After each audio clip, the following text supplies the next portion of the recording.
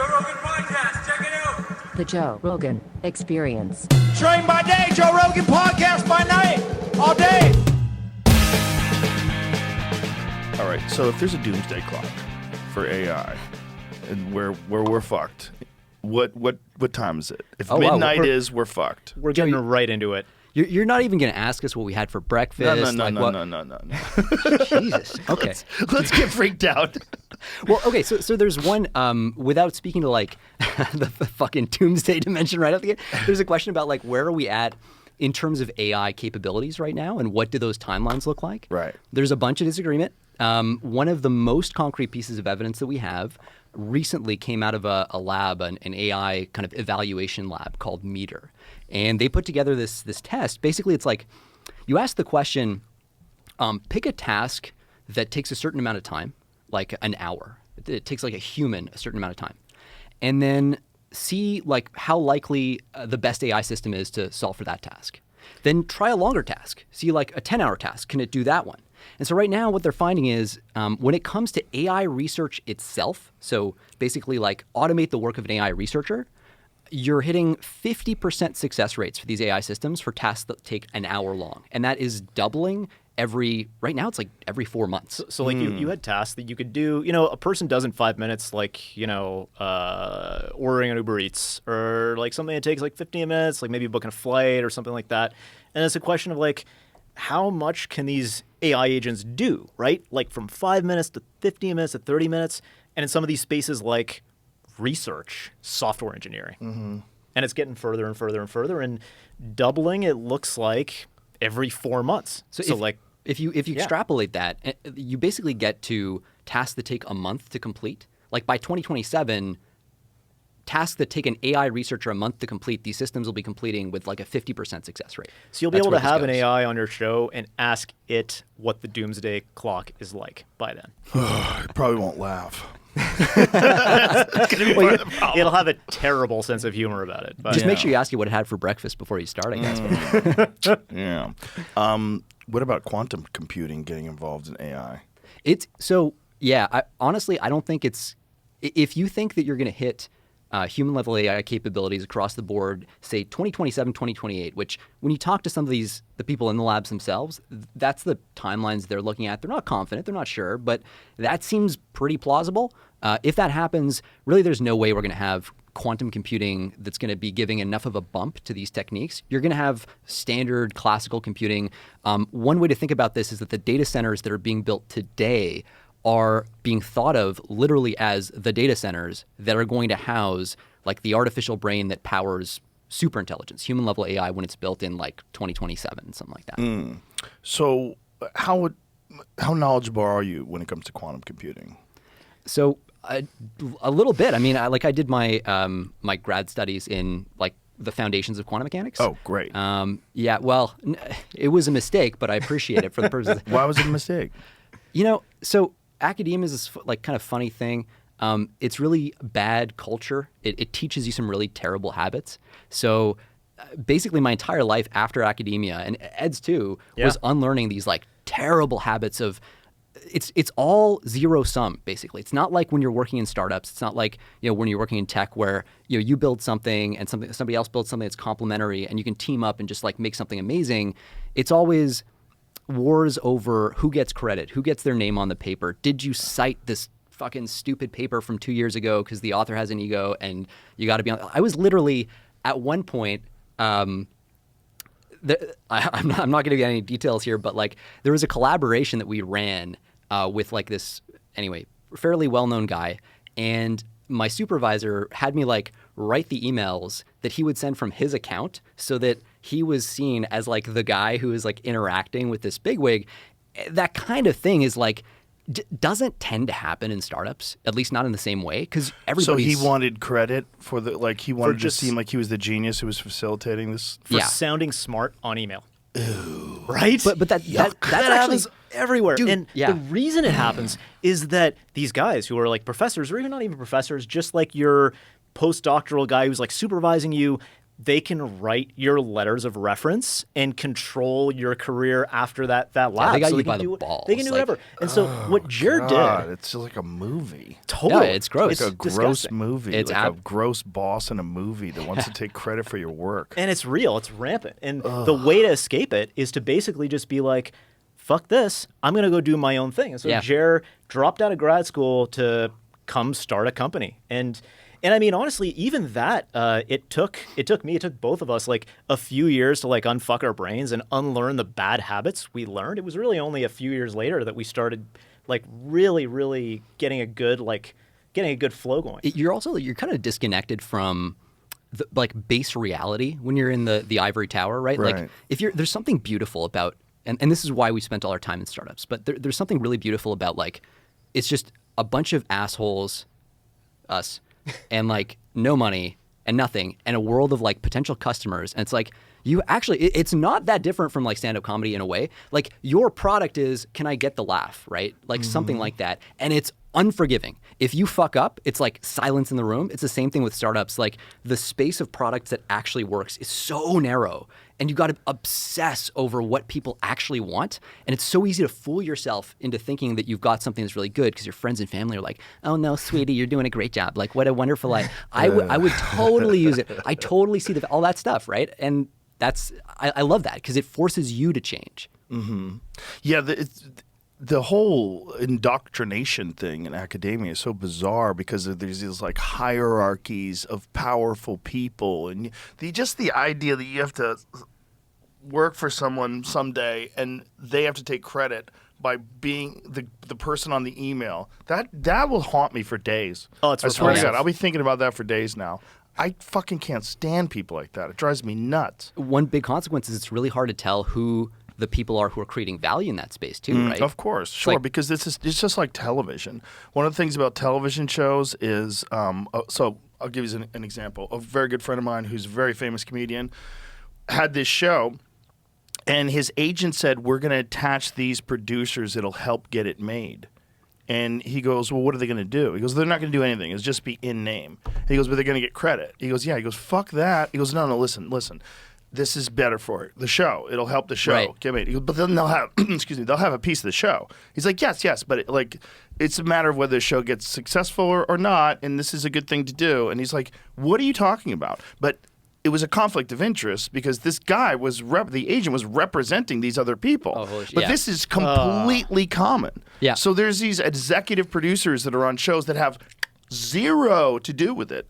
It's so leeching many, off, yeah. so many industries are like this, and that's why we got into startups. It's literally like you and the world, right? Yeah. It's like in a way like stand-up comedy, like Jer said, Or where, like podcasting. or like podcasting, where Yeah. your enemy isn't actually hate; it's indifference. Like most of the stuff you do, especially when you're getting started, like why would anyone like give a shit about you? They're just not going to pay attention. And Yeah, that's not even your enemy. That's just all potential. That's all that is. It's like your enemy is within you. It's like figure out a way to make whatever you're Yeah. doing good enough that you don't have to think about it not being valuable. It's meditative. Like there's no way for it not to be in some way a reflection of like yourself. You're kind of like in this battle with you trying to convince yourself that you're great, so the ego wants to grow, and then you're constantly trying to compress it. And if there's not that outside force, your ego will expand to fill whatever volume is given to it. Like if you have money, if you have fame, if everything's given, and you don't make contact with the unforgiving on a regular basis, like you're gonna end up doing that to yourself. And you could. Yeah, it's possible to avoid, but you have to have strategies. yeah, you have to be intentional about it. Yeah, The best strategy is jujitsu. Yeah. it's Mark Zuckerberg is a different person now. yeah, you can see it. You can see it. Yeah, well, it's a really good thing for people that have too much power because you just get strangled all the time. Yeah. And then you just get your arms bent sideways. And after a while, you're like, okay, this is reality. This social hierarchy thing that I've created is just nonsense. It's just smoke and mirrors. And they know it is, which is why they so rabidly enforce these hierarchies. The best like people why seek it out. sir and ma'am and all that kind of shit. That's what that is. Like Yeah. you don't feel like you really have respect unless you say that. Ugh. These poor kids that have to go from college where they're talking to these dipshit professors out into the world and operating under these same rules that they've been like forced in and indoctrinated to. It's God, to just make it on your own. It's amazing what you can get used to, though, and like It's funny, you were mentioning the producer thing. That is literally also a thing that happens in academia. So you'll have these conversations where it's like, all right, well, this paper is fucking garbage or something, but we want to get it in a paper, in a journal. And so let's see if we can get like a famous guy on the list of authors so that when it gets reviewed, people go like, oh, Mr. So-and-so, okay. Like, and that literally happens. Like, And the funny thing is, like, the hissy fits over this are, like, the stakes are so brutally low. At least with your producer example, like, someone stands to make a lot of money. With this, it's like you get maybe, like, an assistant professorship out of it at best that's, like, $40,000 a year, and it's just, like, it's just... For the producers, it is money, but I don't even think they notice the money anymore. I think a big part, because all those guys are really, really rich already. I think, if you're a big-time TV producer, you're really rich. I think the big thing is being thought of as a genius who's always connected to successful projects. Right, yeah. That's what they really like. That is like always going to be a thing, right? And it wasn't one producer. It was like a couple. So there's going to be a couple different people that were on this thing that had zero to do with it. It was all written by a stand-up comedian. His friends all helped him. They all put it together.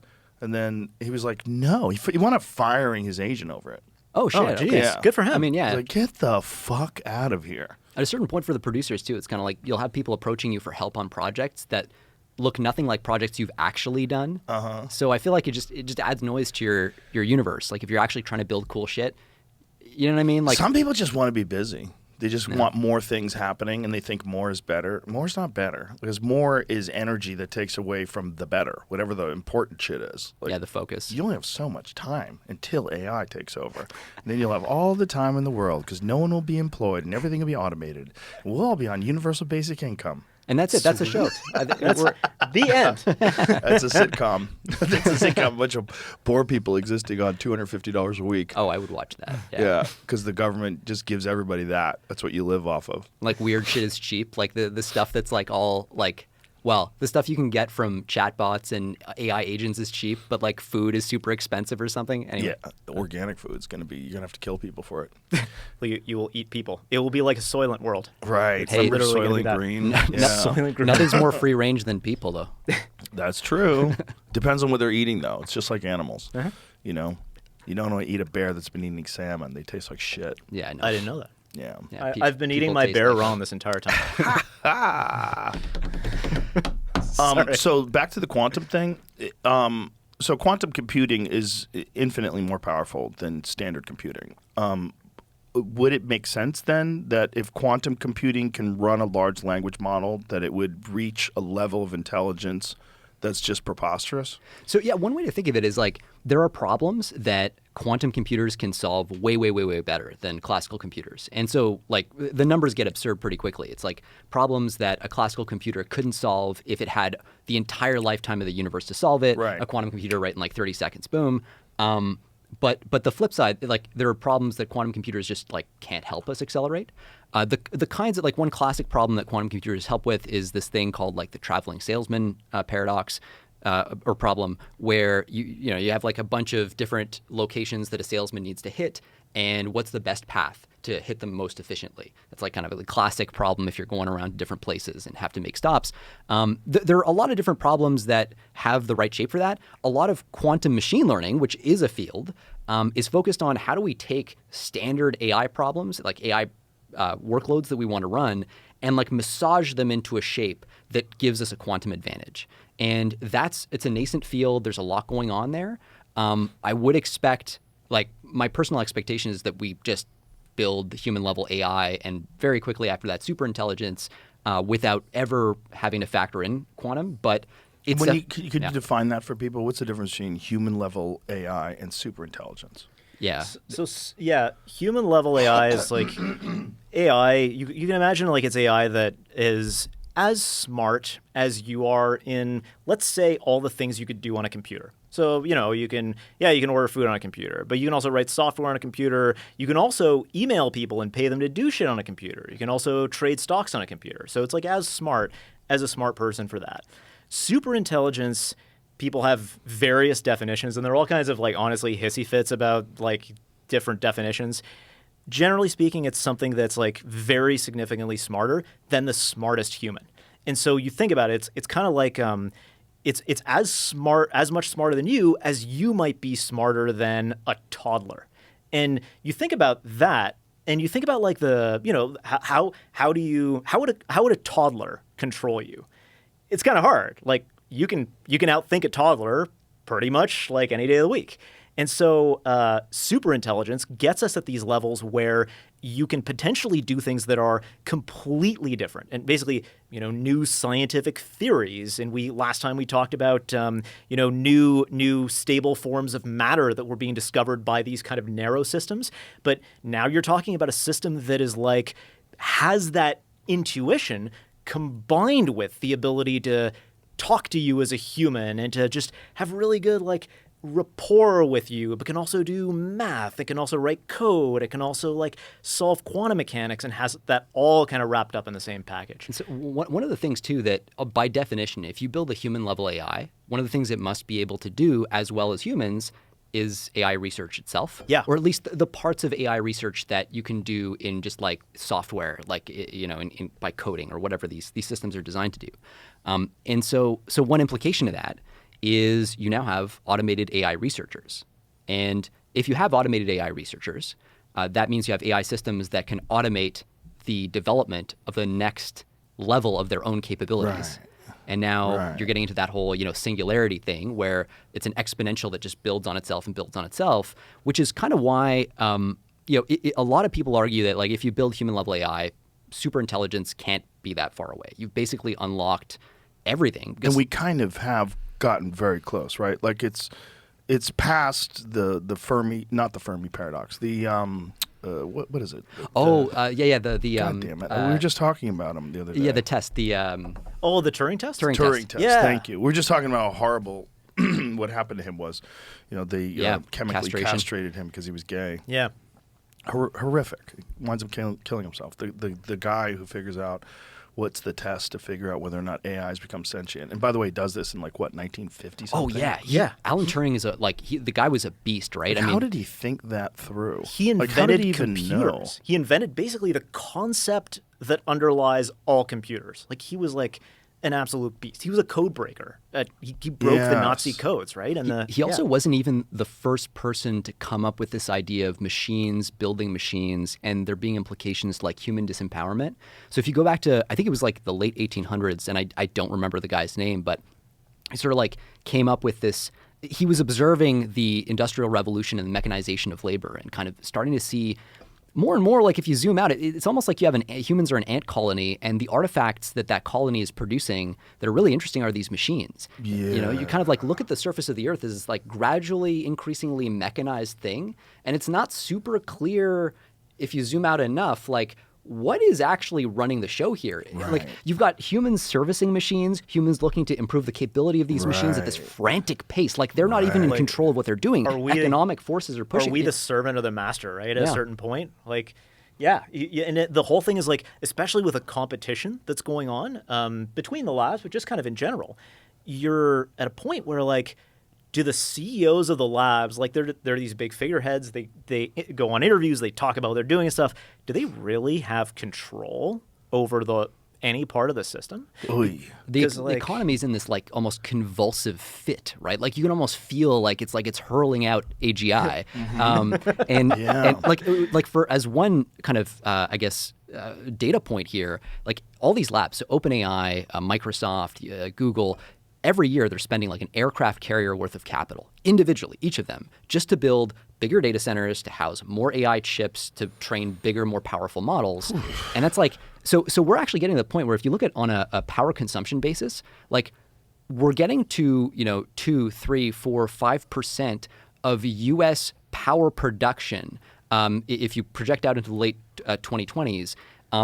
Kind of 2026, 27. You're talking about not for double digit though. Not for double digit, but for single digit. Yeah, you're talking like that's a few gigawatts. So 1 gigawatt. Sorry, not for single digit. It's in the like for 2027. You're looking at like in the 0.5-ish%. But it's like it's a big fucking like you're talking about gigawatts and gigawatts. 1 gigawatt is 1 million homes. So you're seeing like one data center in 2027 is easily going to break a gig. There's going to be multiple like that, and so it's like 1 million home city. Metropolis, really, that is just dedicated to training like one fucking model. Like that's what this is. Again, if you zoom out at planet Earth, you can interpret it as like this, like all these humans frantically running around like ants, just like building this like artificial brain. It's like one take on it. Supermind assembling itself on the face of the planet. Marshall McLuhan in like 1963 or something like that said, human beings are the sex organs of the machine world. Oh God, that hits different today. Yeah, it does. It does.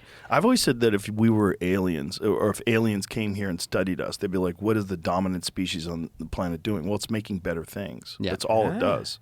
It's Yeah. the whole thing is dedicated to making better things.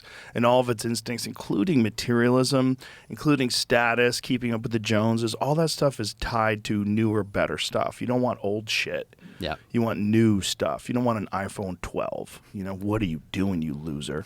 You know, like, you need newer, better stuff. And they convince people, especially in the realm of like consumer electronics. Most people are buying things they absolutely don't need. The vast majority of the spending on new phones is completely unnecessary. Yeah. But I just need that extra fourth camera though. In my phone. I feel like my life isn't complete. I run one of my phones is an iPhone 11, and I'm purposely not switching it just to see if I notice it. I fucking never notice anything. I watch YouTube on it. I text people. It's all the same. I go online. It works. It's all the same. Probably the biggest thing there is going to be the security side, which no, they update the security. It's all software. But I mean, if your phone gets old enough, I mean, like at a certain point, when they stop updating it, But, like iPhone 1, you know, China's watching all your dick pics. Oh, dude, I mean, Salt Typhoon, they're watching all our dick pics. Yeah, they're definitely seeing mine. What's Salt Typhoon? So So it's this big Chinese cyber attack actually starts to get us to kind of the broader. What a great name, by the way, Salt Typhoon. You know, yeah, guys. I really wish they would name it. They have the coolest names for their cyber operations That's meant a to great destroy name. us. Yeah. Salt Typhoon is pretty slick. You know what? It's kind of like when people go out and do like an awful thing, like a school shooting or something, and then like, oh, let's talk about, if you give it a cool name, like now the Chinese are definitely going to do it again. Anyway, because they have a cool name. Yeah, that's definitely a factor. Salt Typhoon. Salt Typhoon. Pretty dope. Yeah. But it's this thing where basically, so there was in the 3G kind of protocol that was set up years ago. Law enforcement agencies included backdoors intentionally to be able to access comms, theoretically if they got a warrant and so on. And you introduce a backdoor, you have adversaries like China who are wicked good at cyber. They're going to find and exploit those backdoors, and now basically they're sitting there, and they had been for some people think like maybe a year or two before it was really discovered. And just a couple months ago, they kind of go like, oh, cool, like we got fucking like China all up in our shit. And this is like flip a switch for them, and like you turn off the power or water to a state, or like you fucking Well, Salt Typhoon though is about just sitting on the like basically telecoms network. Oh, that's the telecom one. That's right. It's not the but yeah, I mean that's another thing. There's another thing where they're doing that too. Yeah, and so this is kind of where what we've been looking into over the last year is this question of what is if you're going to make like a Manhattan Project for superintelligence, right? Which is that's what we were texting about like way back, and then actually, funnily enough, we shifted our date for security reasons. But if you're going to do a Manhattan Project for superintelligence, what does that have to look like? What does the security game have to look like to actually make it so that China's not all up in your shit? Like today, it is extremely clear that at the world's top AI labs, like all that shit is being stolen. Like there is not a single lab right now that isn't being spied on successfully based on everything we've seen by the Chinese. Can I ask you this? Yeah. Are we spying on the Chinese as well? That's a big problem. Do you want to? We're definitely doing some stuff. But in terms of the relative balance between the two, we're not where we need to be. They spy on us better than we spy on them? Is that yeah, what you're saying? because they build all our shit. They build all our shit. Well, that was the Huawei situation, right? Yeah, and then it's also oh my God, it's like if you look at the power grid. So this is now public, but if you look at like transformer substations, so these are essentially they're a crucial part of the electrical grid, and there's really like basically all of them have components that are made in China. China's known to have planted backdoors like Trojans into those substations to fuck with our grid. The thing is, when you see a Salt Typhoon, when you see a like big Chinese cyber attack or a big Russian cyber attack, you're not seeing their best. These countries do not go and show you like their best cards out the gate. You show the bare minimum that you can without tipping your hand at the actual exquisite capabilities you have. Like the way that one of the people kind of who's been walking us through all this really well explained it is like the philosophy is you want to learn without teaching. Right, you want to use what is the lowest level capability that has the effect I'm after, and that's what that is. I'll give an example. Like I'll tell you a story that's kind of like it's a public story and it's from a long time ago, but it kind of gives a flavor of like how far these countries will actually go when they're playing the game for fucking real. So it's 1945. America and the Soviet Union are like best pals because they've just defeated the Nazis, right? To celebrate that victory and the coming new world order that's going to be great for everybody, the children of the Soviet Union give as a gift to the American ambassador in Moscow this beautifully carved wooden seal of the United States of America. Beautiful thing. Ambassador's thrilled with it. He hangs it up behind his desk in his private office. You can see where I'm going with this probably, but Oh, yeah. yeah, 7 years later, 1952, finally occurs to us, like, let's take it down and actually examine this. So they dig into it, and they find this incredible contraption in it called a cavity resonator. And this device doesn't have a power source, doesn't have a battery, which means when you're sweeping the office for bugs, you're not going to find it. What it does instead is it's designed, that's it. It's the thing. beautiful. They call it the They call it thing. the thing. And what this cavity resonator does is it's basically designed to reflect radio radiation back to a receiver to listen to all the noises and conversations and talking in the ambassador's private office. And so How's it doing it without a power source? so that's what they do. So the Soviets, for 7 years, parked a van across the street from the embassy, had a giant fucking microwave antenna aimed right at the ambassador's office, and were like zapping it and looking back at the reflection and literally listening to every single thing he was saying. And the best part was when the embassy staff was like, we're going to go and like sweep the office for bugs periodically, they'd be like, hey, Mr. Ambassador, we're about to sweep your office for bugs. And the ambassador was like, cool, please proceed and go and sweep my office for bugs. And the KGB dudes in the van were like, Just turn it off. sounds like they're going to sweep the office for bugs. Let's turn off our giant microwave antenna. And they kept at it for 7 years. It was only ever discovered because there was this like British radio operator who was just doing his thing, changing his dial, and he's like, "Oh shit! Like, is that the ambassador?" Just Fucking randomly. Like, so the thing is, Oh, and actually, sorry, one other thing about that. If you heard that story and you're kind of thinking to yourself, hang on a second, they were shooting like microwaves at our ambassador 24/7 for 7 years. Whoa. Doesn't that seem like it might like Give you fry his cancer? genitals or something? Yeah, or something like You're that. supposed to have a lead vest. And the answer is jock. yes. Yes. Yes. And this is something that came up in our investigation just from every single person who was filling us in and who dialed in and knows what's up. They're like, look, so you got to understand, like our adversaries, if they need to like give you cancer in order to fucking rip give you your cancer, shit yeah. off of your laptop, they're going to give you some cancer. Did he get cancer? I don't know specifically No, about the I don't ambassador, but like that's also so.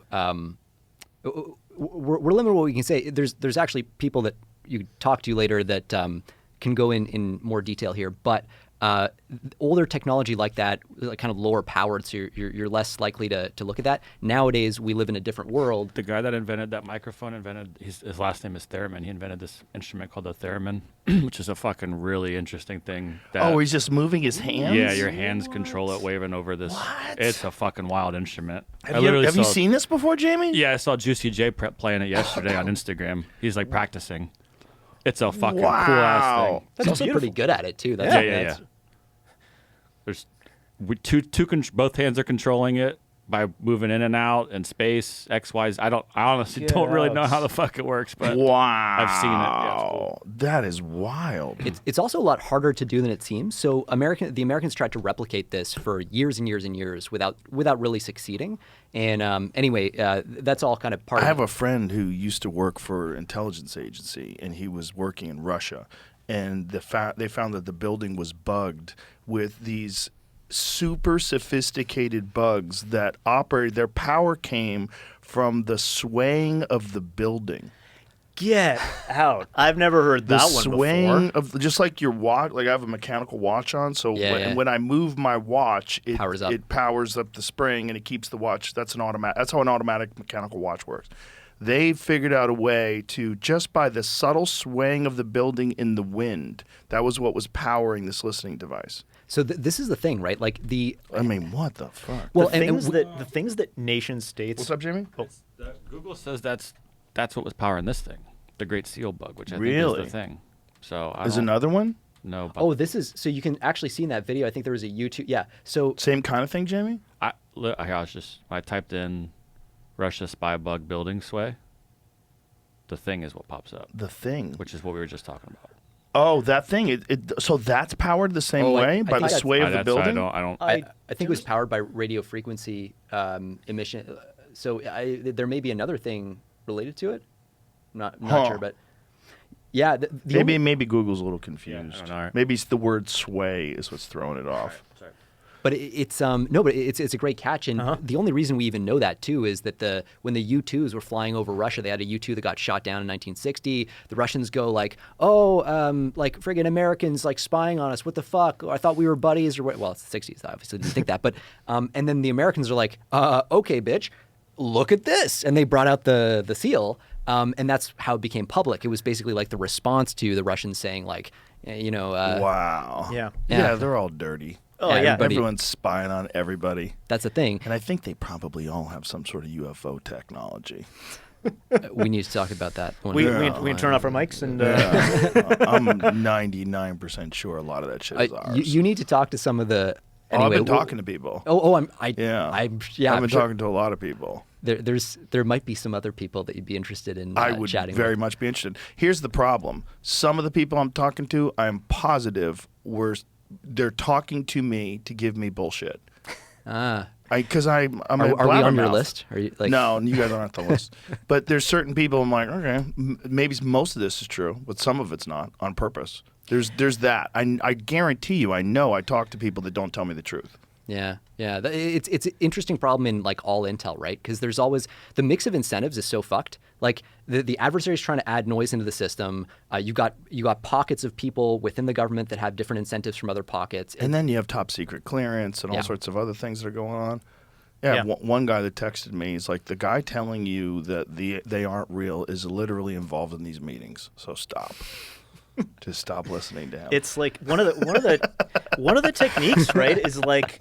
Is actually to inject so much noise that Yeah. you don't Oh, know sure. what's what and you can't follow. So this actually this happened in the COVID thing, right? The lab leak versus the natural wet market spillover. thing. Yeah. So I remember there was a debate that happened about what was the origin of COVID. This was like a few years ago.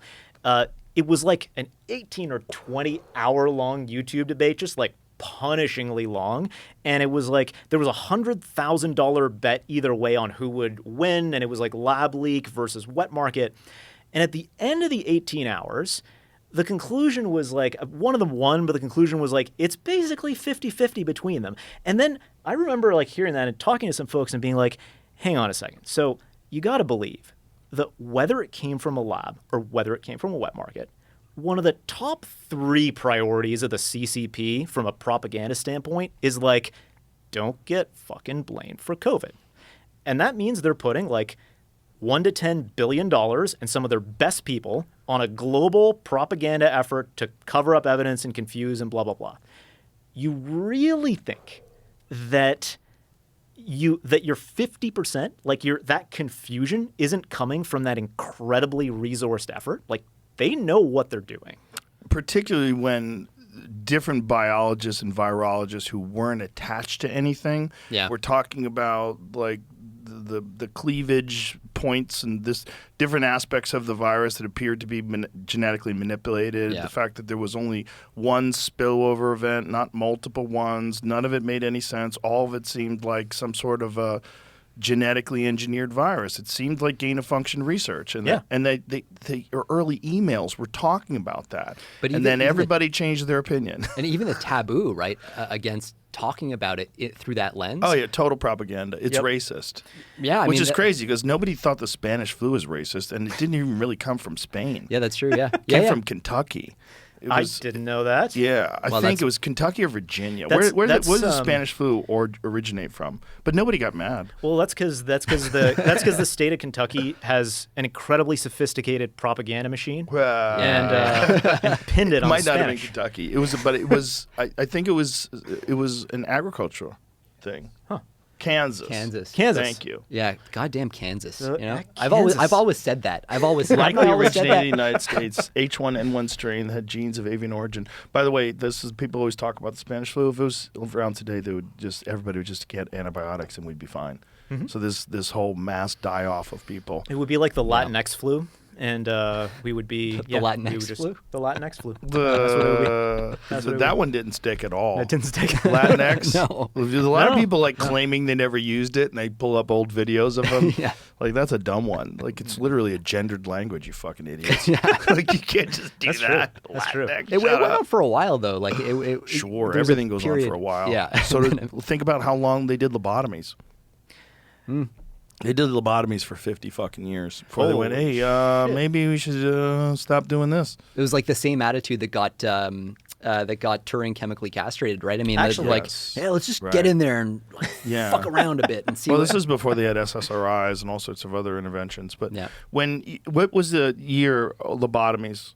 I believe it stopped in 67. Was it 50 years? I think you said 70 last time, and that was correct when I pulled it up. 70 years? 1970. Oh, I think it was 67. I like how this has come Yeah, up so you're many correct. times that You're Jamie's correct. like, I think last Yeah. time you said it was. It comes up all the time because Oh. it's one of those things. It's It's like insane. you can't just trust the medical establishment. Officially Yeah. 67. It says maybe one more in 70. Oh he died in God! 72. Oh, he died in 72. When did they start doing it? I think they started in the 30s or the 20s rather. That's pretty 35. ballsy. You know, the first So guy. 20 The first 24 guy who did a lobotomy. Yeah. It says you gotta 24. wonder. Freeman arrives at Washington D.C. Direct Labs. 35. They tried it first. A leucotomy. Ugh. And then A he- leucotomy. Imagine that. guy They just renamed it. scramble your fucking brains. But doesn't it make you feel better to call it a leucotomy though? Because it sounds a lot more professional. no. Lobotomy, leucotomy. Leucotomy sounds gross. Sounds like loogie. Like you're hucking a Yeesh. loogie. Like lobotomy. Boy. Topeka, Kansas. Also Kansas. All roads point to Kansas. All roads This is point a to problem. Kansas. So that's what's happening. And everything's flat. You just lose your fucking marbles. You go crazy. That's the main issue Jesus with that Christ. state. Yeah. So they did this for so long, man. Somebody won a Nobel Prize for lobotomy. Wonderful. Imagine Give that being back, that you piece of person. shit. Yes, seriously.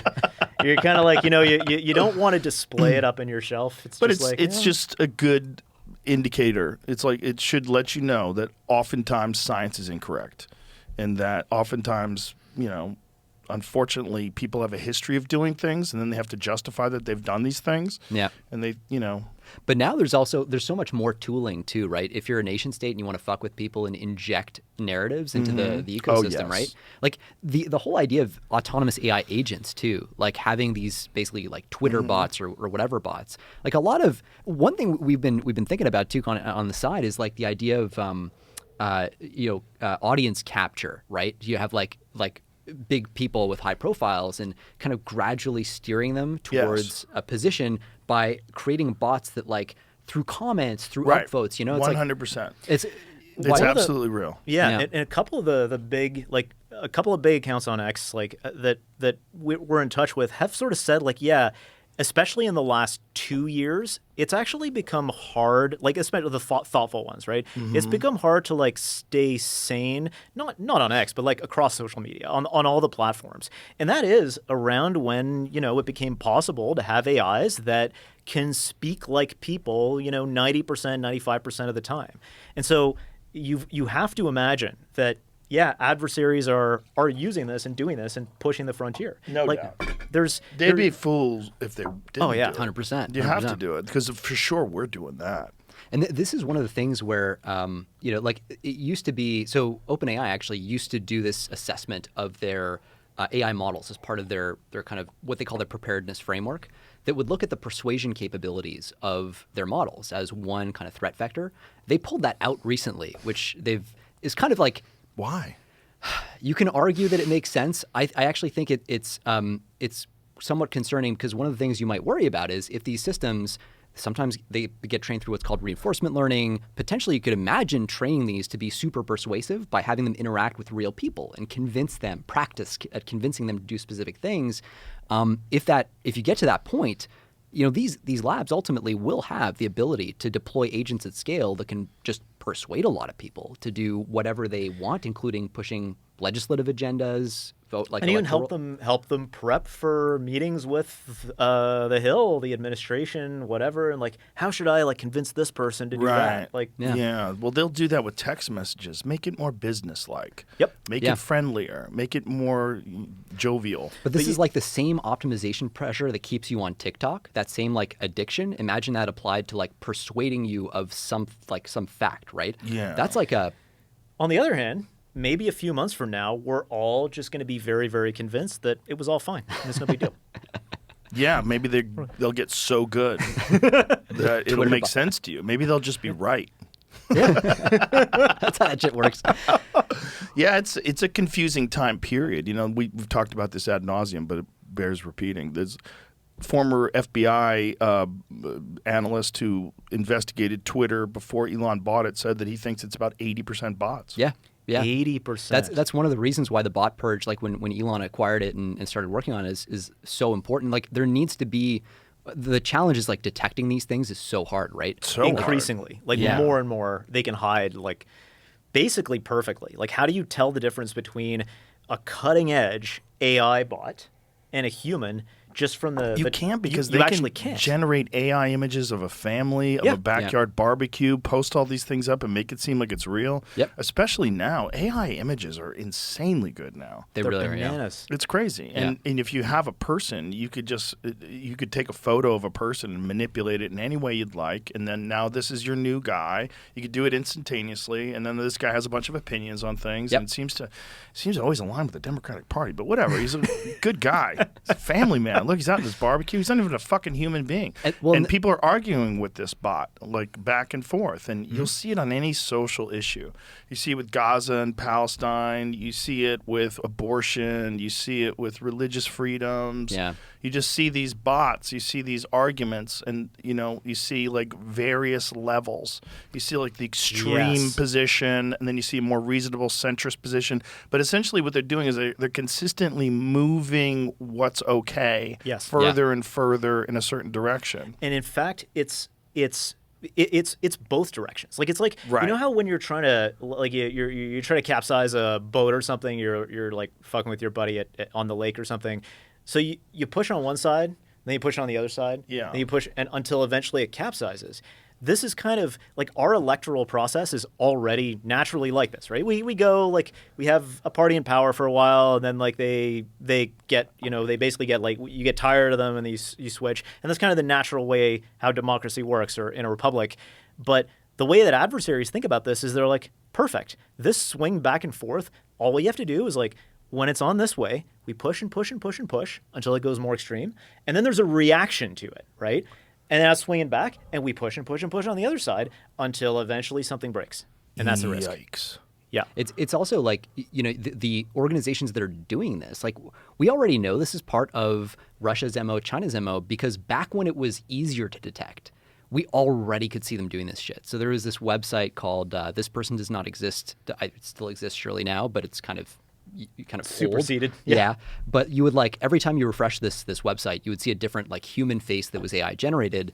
And what the Russian Internet Research Agency would do. Still exists. Yeah, exactly. What all these and it's actually I don't think they've really upgraded it since. Style. That's fake. Yeah. Wow, Yeah, they're yeah. so good. This is old. This is years old. And you could actually detect these things pretty reliably. You might remember the whole thing about AI systems were having a hard time generating like hands that only had like 5 fingers. Right. Or whatever. Yeah, that stuff. That's over though. That's over. Yeah, little hints of it were though back in the day in This Person Does Not Exist, and you'd have the Russians would take like a face from that and then use it as the profile picture for like a Twitter bot. Right. And so that you could actually detect. You'd be like, okay, I've got you there. I can kind of get a rough count. Right. Now we can't, but we definitely know they've been in the game for a long time. Yeah. There's no way they're not and right the now. thing with like nation state like propaganda attempts, right, is that like people have this idea that like like I've caught this like Chinese influence operation or whatever, like we nail them. The reality is nation states operate at like 30 different levels. And if you're a priority, like just influencing our information spaces as a priority for them, they're not just going to operate, they're not just going to pick a level and do it. They're going to do all 30 of them. And so you, even if you're like among the best in the world at like detecting this shit, you're going to catch and stop like levels 1 through 10. And then you're going to be aware of like level 11, 12, 13, like you're working against it. And you're, maybe you're starting to think about level 16 and you imagine like, about level 18 or whatever. But they're above you, below you, all around you. They're incredibly resourced, and this is something that came through very strongly for us. You guys have seen the Yuri Bezmenov video from 1984, where he's talking about how all our educational institutions have been captured by the Long Soviet March propaganda.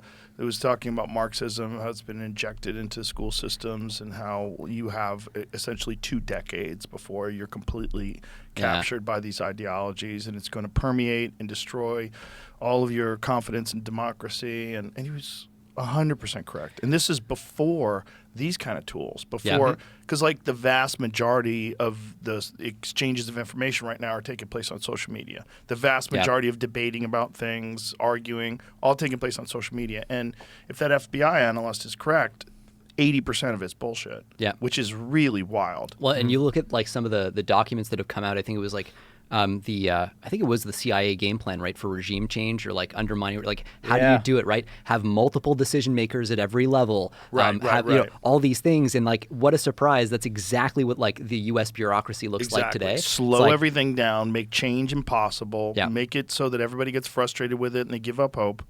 They decided to do that to other countries, for sure. They do that here. Open society, right? I mean, that's part of the trade-off, and that's actually a big part of the challenge too. So when we're working on this, right, like one of the things Ed was talking about, these like the 30 different layers of security access or whatever.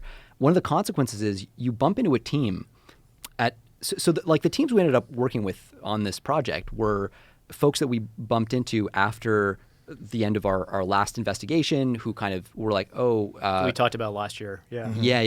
Like looking at AGI, looking at the national security kind of landscape around that. And a lot of them are like really well placed. So it was like, special forces guys from tier 1 units. So you'll SEAL Team 6 type thing.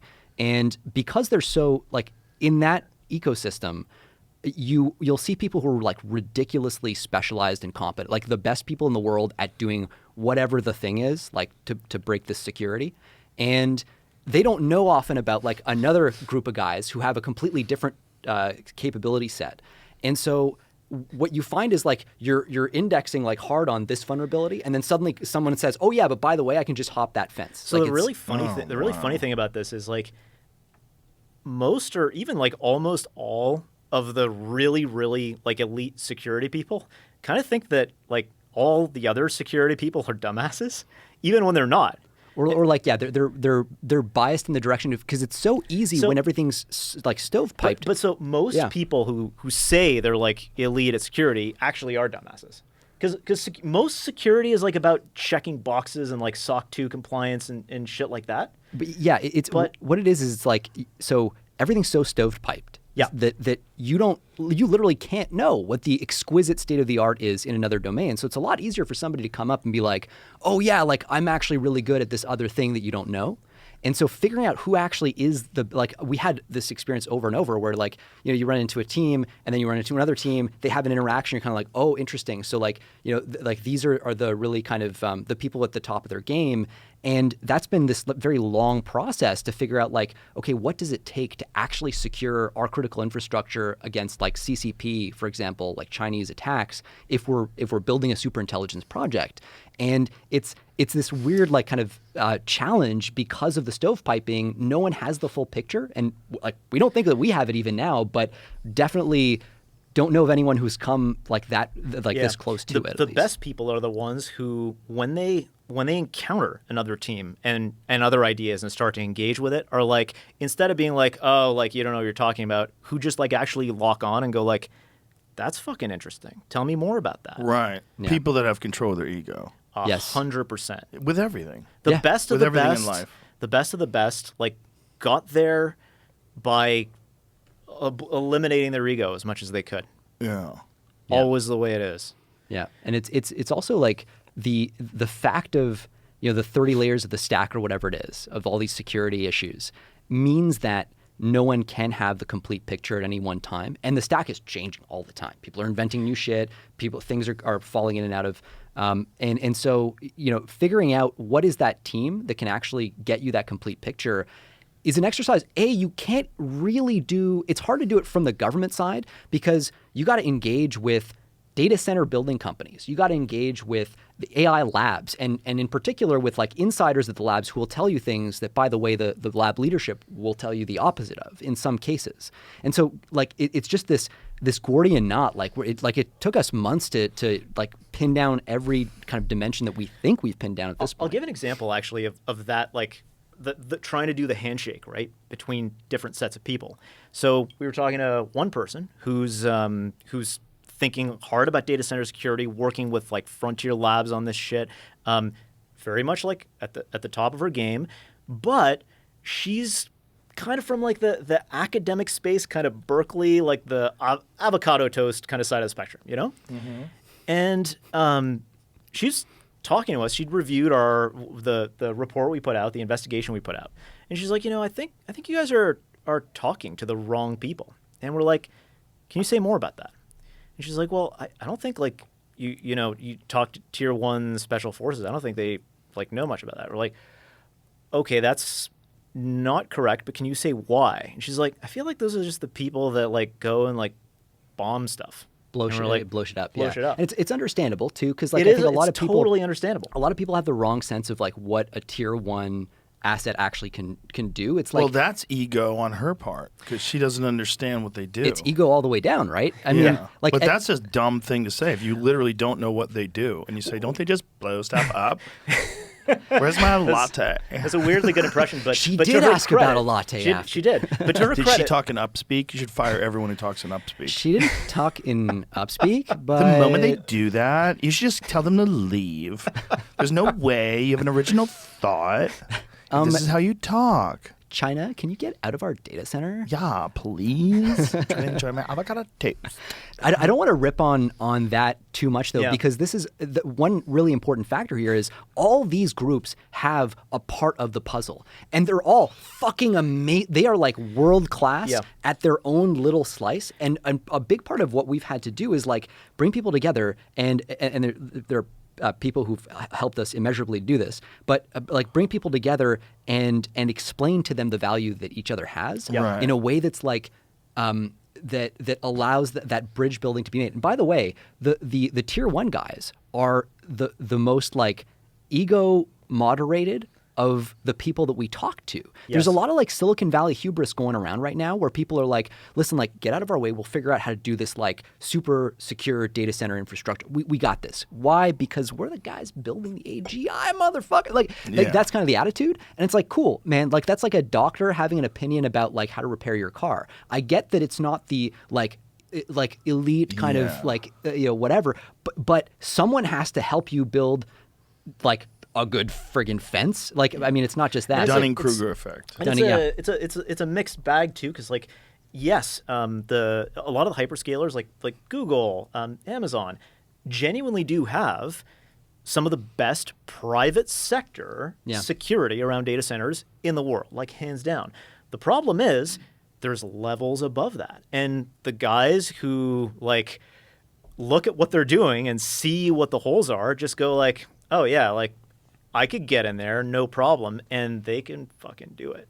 One thing my wife said to me on a couple of occasions, like, you seem to like, and this is towards the beginning of the project, like you seem to like change your mind a lot about what the right configuration is of how to do this. And yeah, it's because every other day you're having a conversation with somebody who's like, oh yeah, like great job on this thing, but like I'm not going to do that. I'm going to do this other completely different thing, and that just fucks everything over. And so you have enough of those conversations, and at a certain point, your plan, your game plan on this can no longer look like we're going to build a perfect fortress. It's got to look like we're going to account for our own uncertainty on the security side and the fact that we're never going to be able to patch everything.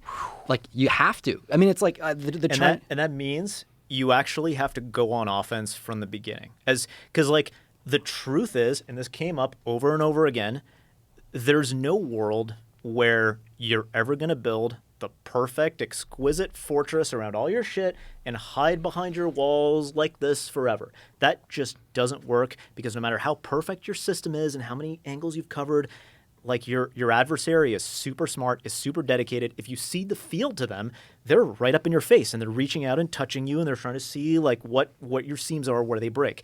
And that just means you have to reach out and touch them from the beginning, because until you've actually like reached out and used a capability and proved like we can take down that infrastructure, we can like disrupt that cyber operation, we can do this, we can do that, you don't know if that capability is real or not. Like you might just be like lying to yourself and like I can do this thing whenever I want, but actually you're kind of more in academia mode than like startup mode, because you're not making contact every day with the thing, right? You have to touch the thing, and there's a related issue here, which is a kind of like willingness that came up over and over again. Like one of the kind of gurus of this space was like, a couple of them made the point that you can have the most exquisite capability in the world, but if you don't actually have the willingness to use it, you might as well not have that capability. And the challenge is right now, China, Russia, like our adversaries pull all kinds of stunts on us and get no consequences. Particularly during the previous administration. This was a huge problem during the previous administration, where you actually had sabotage operations being done on American soil by our adversaries, where you had administration officials, as soon as like a thing happened. So there were, for example, there was like 4 different states had their 911 systems go down like at the same time, different systems, like unrelated stuff. But it was like, it's this stuff where it's like, let me see if I can do that. Let me see if I can do it. Let me see what the reaction is. Let me see what the chatter is that comes back after I do that. And one of the things that was actually pretty disturbing about that was under that administration or regime or whatever, the response you got from the government right out the gate was, oh, it's an accident. And that's actually unusual. The proper procedure, the normal procedure in this case, is to say, we can't comment on an ongoing investigation, which we've all heard, right? Like we can't comment on blah, blah, blah. We can neither confirm nor deny. Exactly. It's all that stuff, and that's what they say typically out the gate when they're investigating stuff. But instead, coming out and saying, "Oh, it's just an accident," is a break with procedure. What do you attribute that to?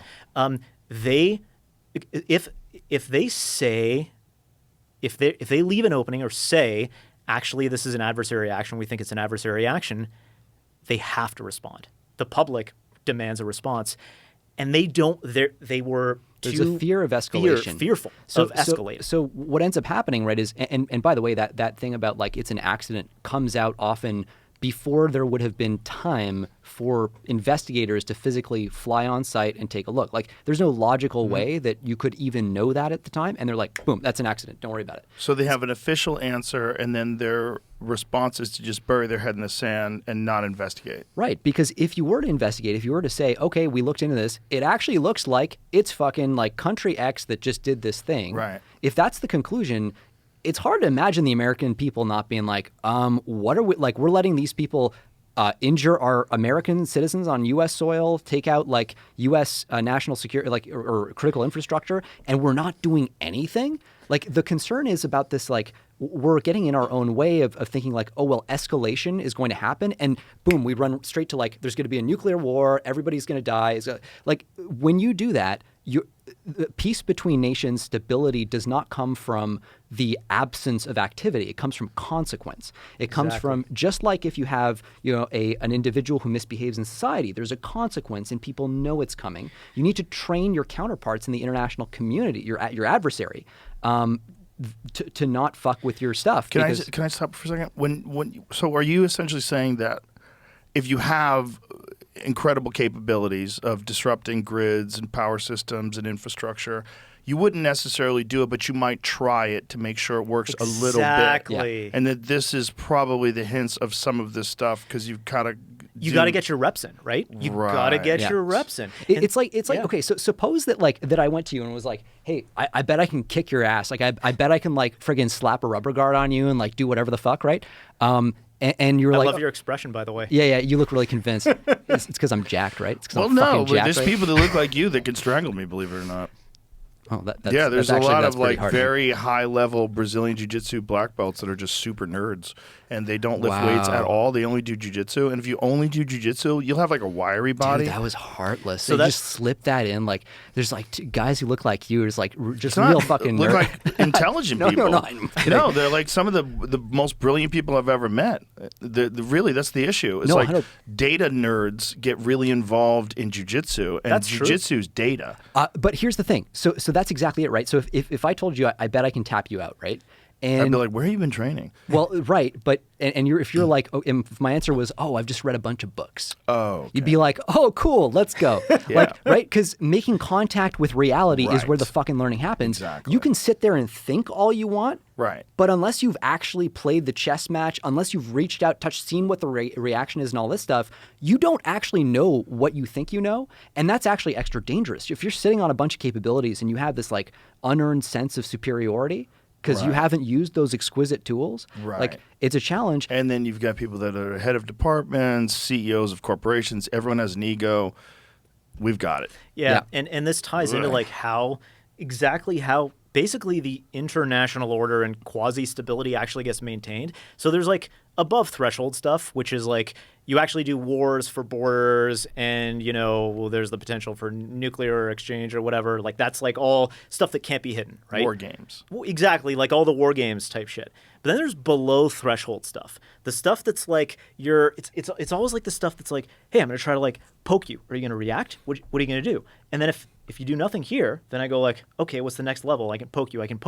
Because like one of the things that we almost have an intuition for that's mistaken, that comes from kind of historical experience, is like this idea that, that countries can actually really defend their citizens in a meaningful way. So like if you think back to World War I, the most sophisticated advanced nation states on the planet could not get past a line of dudes in a trench.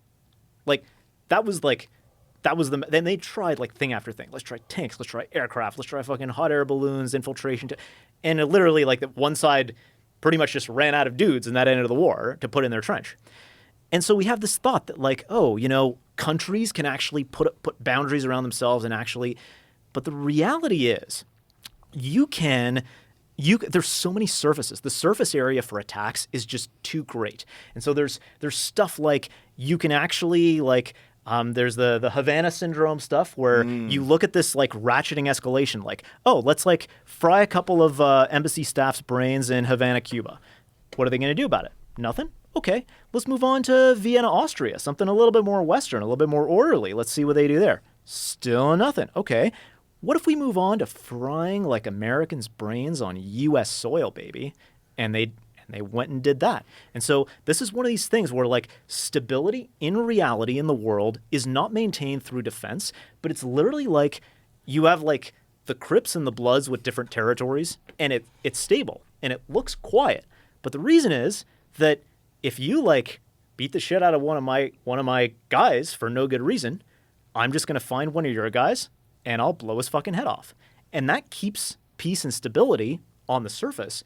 But that's the reality of sub-threshold competition between nation states. It's like you come in and like fuck with my boys, I'm gonna fuck with your boys right back. And until we push back, They're going to keep pushing that limit further and further. One important consequence of that too is like if you want to avoid nuclear escalation, right? The answer is not to just take punches in the mouth over and over in the fear that eventually if you do anything, you're going to escalate to nukes. What all that does is it empowers the adversary to keep driving up the ratchet. Like what Ed's just described there is an increasing ratchet of unresponded adversary action. If you address the kind of sub-threshold stuff, if they cut an undersea cable and then there's a consequence for that shit, they're less likely to cut an undersea cable and things kind of stay at that level of the threshold, And Right. so Just letting them burn out. yeah, exactly. That logic of just like let them do it. They'll stop doing it after a while. They'll get it out of their They system. tried that during the George Floyd riots. Remember? That's what New York City did. Like just let them loop. Just let it rip. Let's just see how big Chaz gets. Yeah, it's the summer of love. Yeah, that's Don't you right. remember? Yeah, and Yeah, so exactly. The translation into like the superintelligence scenario is, if we don't have our reps in, if we don't know how to reach out and touch an adversary and induce consequence for them doing the same to us, then we have no deterrence at all. Like we're Right. basically just sitting right now. The state of security is the labs are like super, and like we can and probably should go deep on that piece, but like as one data point, right? So there's like double-digit percentages of the world's top AI labs or America's top AI labs Of employees. of employees that are like Chinese nationals or have ties to the Chinese mainland, right? So that's great. Why don't we build the Manhattan Yeah, it's Project? really funny, right? Like, so That's so stupid. but it's also like the challenge is when you talk to people who actually, when you talk to people who actually have experience dealing with like CCP activity in this space, right? Like there's one story that we heard that is probably worth like relaying here. Is like this guy from an intelligence agency was saying like, hey, so there was this power outage out in Berkeley, California back in like 2019 or something, and the internet goes out across the whole campus. And so there's this dorm, and like all of the Chinese students are freaking out because they have an obligation to do a time-based check-in and basically report back on everything they've seen and heard to basically a CCP handler type thing. Right. And if they don't, like, maybe your mother's insulin doesn't show up. Maybe your like brother's travel plans get denied. Maybe a family business gets shut down. Like there's the range of options that this massive CCP state coercion machine has. This is like, they've got like software for this. Like this is an institutionalized, like very well developed and efficient framework for just ratcheting up pressure on individuals overseas. And they believe the Chinese diaspora overseas belongs to them. If you look at like what the Chinese Communist Party writes in its written like public communications, they see like Chinese ethnicity as being a green. Like no one is a bigger victim of this than the Chinese people themselves who are abroad, who have made amazing contributions to American AI innovation. You just have to look at the names on the friggin' papers. It's like these guys are wicked. But the problem is we also have to look head on at this reality. Like you can't just be like, oh, I'm not going to say it because it makes me feel funny inside. Someone has to stand up and point out the obvious that if you're going to build a fucking Manhattan Project for superintelligence, and the idea is to like be doing that when China is a key rival nation state actor, yeah, you're going to have to find a way to account for the personnel security side. Like at some point, someone's going to have to do something about that. And it's like you can see they're hitting us right where we're weak, right? Like America's the place where you come and you remake yourself, like send us you're tired and you're hungry and you're poor.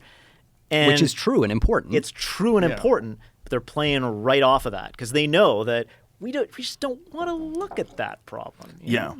And Chinese nationals working on these things is just bananas. The fact they have to check in with the CCP. Yeah. And are they being monitored? I mean, how much can you monitor them? What do you know that they have? What equipment have they been given? You So can't, the and best constitutionally, right? Yeah, you the can't best just part, spy on- constitutionally, it's also you can't legally deny someone employment on that basis in a private company. So that's something else we found and we're kind of amazed by. And even honestly, just like the regular kind of government clearance process itself is inadequate. It moves way too slowly, and it doesn't actually even in the government. We were talking about top secret clearances. The information that they like look at for top secret, we heard from a couple of people, doesn't include a lot of like key sources. So for example, it doesn't include like foreign language sources. So if the head of the Ministry of State Security in China writes a blog post that says like, Bob is like the best spy. He spied so hard for us, and he's like an awesome spy. If that blog post is written in Chinese, we're not going to see it, and we're going to be like, "Here's your clearance, Bob. Congratulations!" Like, and we were like, that can't possibly be real, but like, yeah, they're like, "Yep, that's true." No one's looking. It's complete naivete. There's gaps in Every level of the stack. A lot of the One of the worst things here is like That's so crazy. Yeah, the physical infrastructure. So the personnel thing is like fucked up. The physical infrastructure thing is another area where people don't want to look, because if you start looking, what you start to realize is, okay, China makes like a lot of our like components for our transformers for the electrical grid. Yep, but also all these chips that are going into our big data centers for these massive training runs. Where do they come from? They come from Taiwan. They come from this company called TSMC, Taiwan Semiconductor Manufacturing Company. We're increasingly onshoring that, by the way, which is one of the best things that's been happening lately, is like massive amounts of TSMC capacity getting onshored in the US, but still being made. Right now, it's basically like 100% there. All you have to do is jump on the network at TSMC, hack the right network, compromise the firmware on the software that runs on these chips to get them to run, and you basically can compromise all the chips going into all of these things. Never mind the fact that like Taiwan is like physically outside the Chinese sphere of influence for now. China is going to be prioritizing the fuck out of getting access to that. There have been cases, by the way, like Richard Chang, like the founder of SMIC, which is the okay. TSMC, this massive like series of aircraft carrier fabrication facilities. They for do these like chips. all the iPhone chips. Yeah. They do the AI chips, which are the things we care about here. Yeah, they're the only place on planet Earth that does this. It's literally it's fascinating. It's like the most easily the most advanced manufacturing or scientific process that primates on planet Earth can do. Is this chip making process, nanoscale like material science, where you're putting on like these tiny like atom thick layers of stuff, and you're doing like 300 of them in a row with like you have like insulators and conductors and different kinds of like semiconductors in these tunnels and shit. Just like the complexity of it is just awe-inspiring. That we can do this at all is like it's magic. Insane. It's Yeah. magic. And it's really only being done in Taiwan. That is the only place, like Only truly the place. only place right now. Wow. And so a Chinese invasion of Taiwan just looks pretty interesting through that lens, Oh, right? boy. Like, Yeah. say goodbye to the iPhone, say goodbye to like the chip supply that we rely on, and then your superintelligence training run. Like, damn, that's interesting. I know Samsung was trying to develop a lab here or a semiconductor factory here, and they weren't having enough success. Oh, so okay. So one of the craziest things, to illustrate how hard it is to do.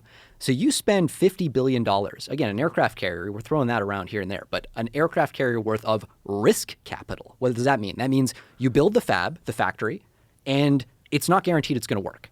At first, this factory is pumping out these chips at like yields that are really low. In other words, like only 20% of the chips that they're putting out are even useful, and that just makes it totally economically unviable. So you're just trying to increase that yield and desperately climb up higher and higher.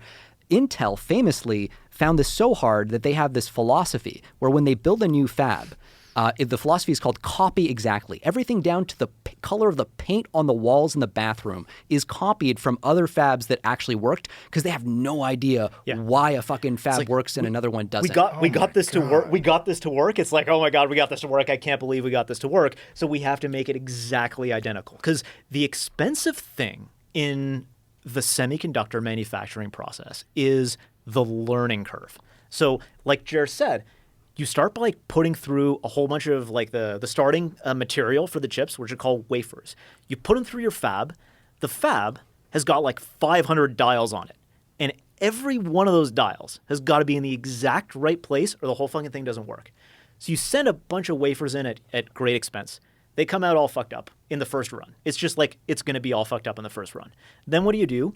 You get a bunch of like PhDs, material scientists, like engineers with scanning electron microscopes, because all this shit is like atomic scale tiny. they look at like all the chips and all the stuff that's gone wrong, and like, oh shit, these pathways got fused or whatever. Manually. But like, yeah, you just need that level of expertise, and then they I go mean, like, it's a mix, right? Like you've it's got a mix. automa- yeah. It's a mix now in particular, but like, yeah, you absolutely need humans looking at these things at a certain level, and then they go, well, okay, like I've got a hypothesis about what might have gone wrong in that run. Let's tweak this dial like this and this dial like that, and run the whole thing again. And you hear these stories about bringing a fab online, like you need a certain percentage of good chips coming out the other end, or like you can't make money from the fab because most of your shit is just going right into the garbage. Unless, and this is important too, your fab is state subsidized. So when you look at, so TSMC is like they're alone in the world in terms of being able to pump out these chips, but SMIC. This is the Chinese knockoff of TSMC, founded, by the way, by a former senior TSMC executive, Richard Chung, who leaves along with a bunch of other people with a bunch of fucking secrets. They get sued like in the early 2000s. It's pretty obvious what happened there. Like, to most people, they're like, yeah, SMIC fucking stole that shit. They bring a new fab online in like a year or two, which is suspiciously fast, start pumping out chips. And now the Chinese ecosystem is ratcheting up, like the government is pouring money into SMIC because they know that like they can't access TSMC chips anymore because the U.S. government's put pressure on Taiwan to block that off. And so domestic fab in China is all about SMIC.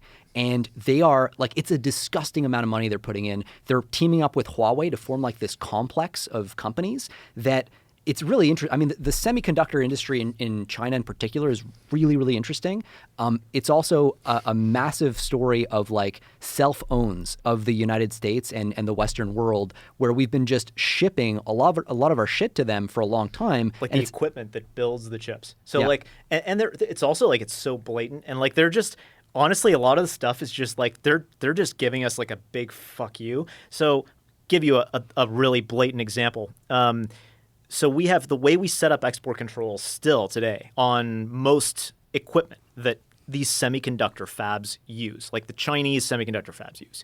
We're still sending them a whole bunch of shit.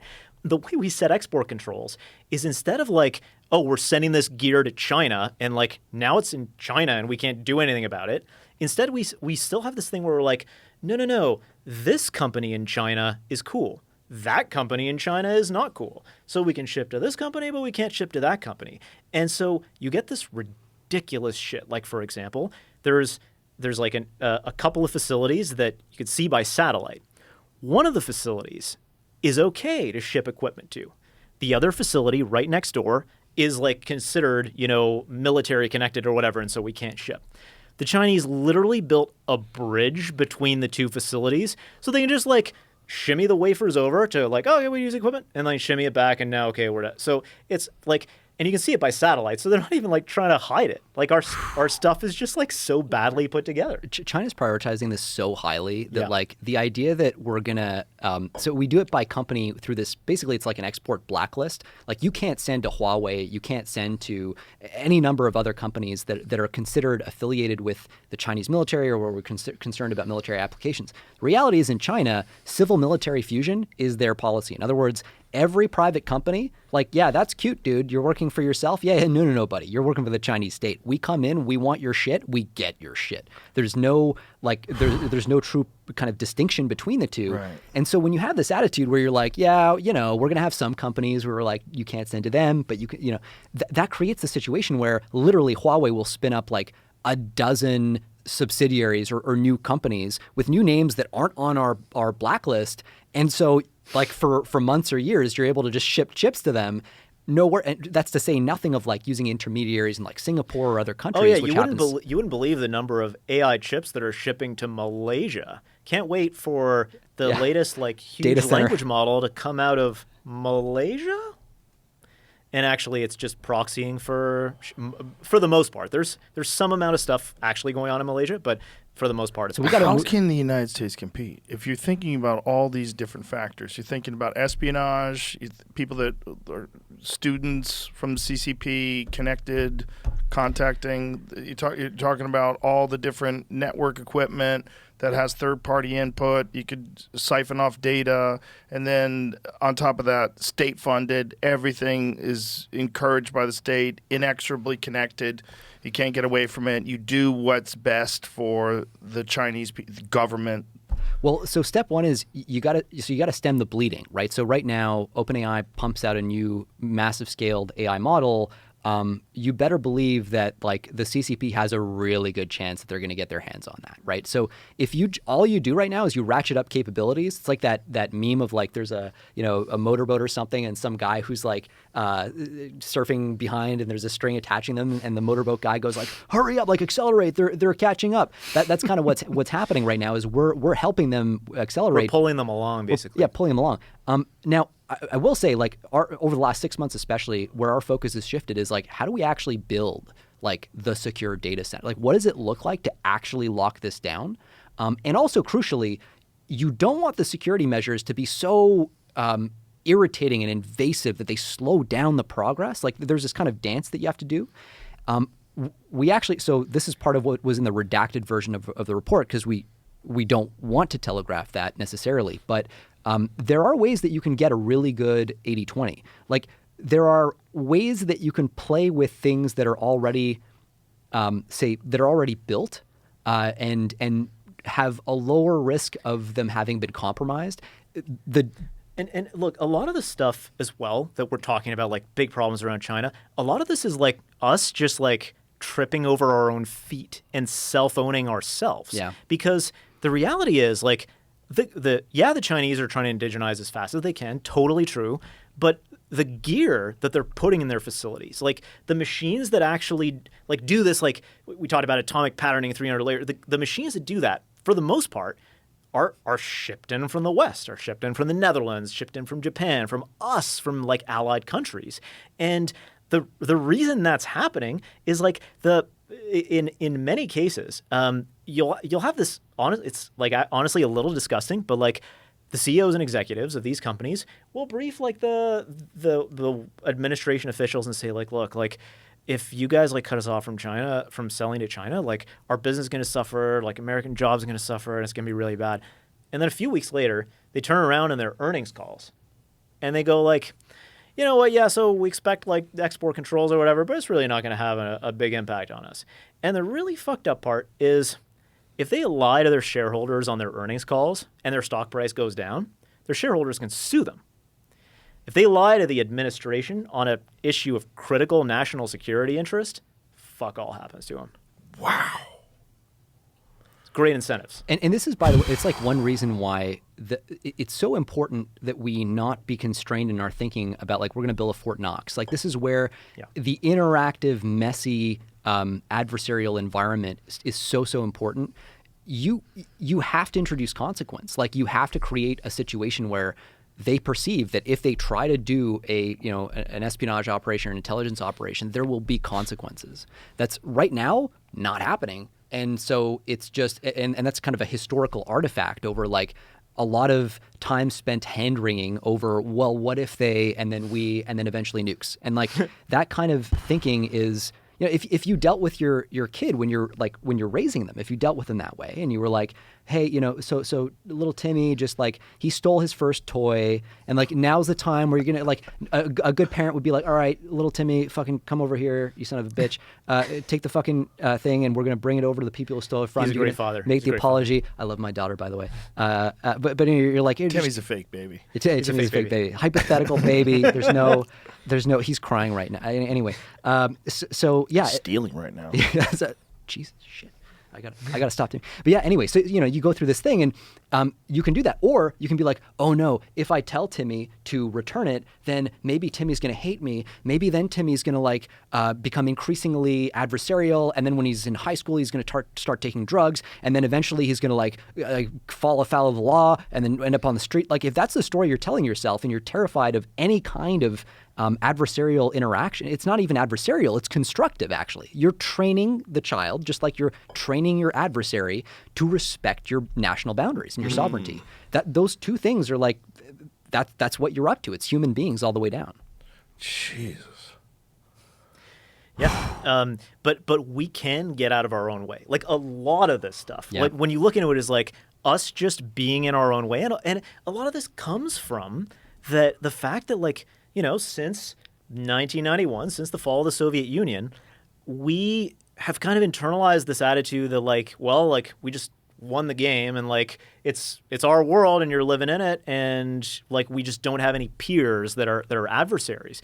And so there's been generations of people who just haven't actually internalized the fact that like, no, there's people out there who not only like are willing to like fuck with you all the way, but who have the capability to do it. And we could, by the way, we could if we wanted to. We could absolutely could if we wanted to. There's this this is worth like calling out. There's this like sort of two camps right now in the world of AI, kind of like national security. There's the people who are worried about they're so concerned about like the idea that we might lose control of these systems that they go, okay, we need to strike a deal with China. Right? There's no way out. We have to strike a deal with China. And then they start spinning up all these theories about how they're going to do that, none of which remotely reflect the actual when you talk to the people who work on this, who try to do track 1, track 1.5, track 2, or more accurately, the ones who do the intel stuff. Like this is a non-starter for reasons we get into. But they have that attitude because they're like, fundamentally, we don't know how to control this technology. The flip side is people who go, oh yeah, like I work in the IC or at the State Department, and I'm used to dealing with these guys. You know, the Chinese. The Chinese. They're not trustworthy. Forget it. So our only solution is to figure out the whole control problem, and almost like therefore it must be possible to control the AI systems because like you just can't see a solution. Sorry, you just can't see a solution in front of you because you understand that problem so well. And so everything we've been doing with this is looking at how can we actually take both of those realities seriously. There's no actual reason why those two things shouldn't be able to exist in the same head. Yes, China's not trustworthy. Yes, we actually don't, like every piece of evidence we have right now suggests that like if you build a super intelligent system that's vastly smarter than you, I mean, yeah, like your basic intuition that sounds like a hard thing to fucking control is about right. Like there's no solid evidence that's conclusive either way. Where that leaves you is about 50-50. So yeah, we ought to be taking that really fucking seriously. And there's evidence pointing in that direction. Yeah. But so the question is like, if those two things are true, then what do you do? And so few people seem to want to take both of those things seriously because taking one seriously almost like reflexively makes you reach for the other when you know, they're both not there. And part of the answer here is you got to do things like reach out to your adversary. So we have the capacity to slow down if we wanted to Chinese development. We actually could. We need to have a serious conversation about when and how.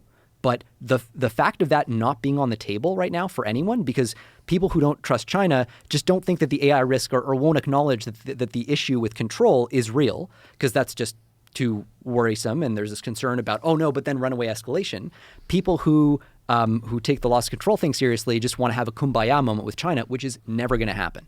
And so the framework around that is one of consequence. You gotta flex the muscle and put in the reps and get ready for potentially, if you have a late stage rush to superintelligence, you want to have as much margin as you can so you can invest in potentially not even having to make that final leap in building the superintelligence. That's one option that's on the table if you can actually degrade the adversary's capabilities. And there's some people...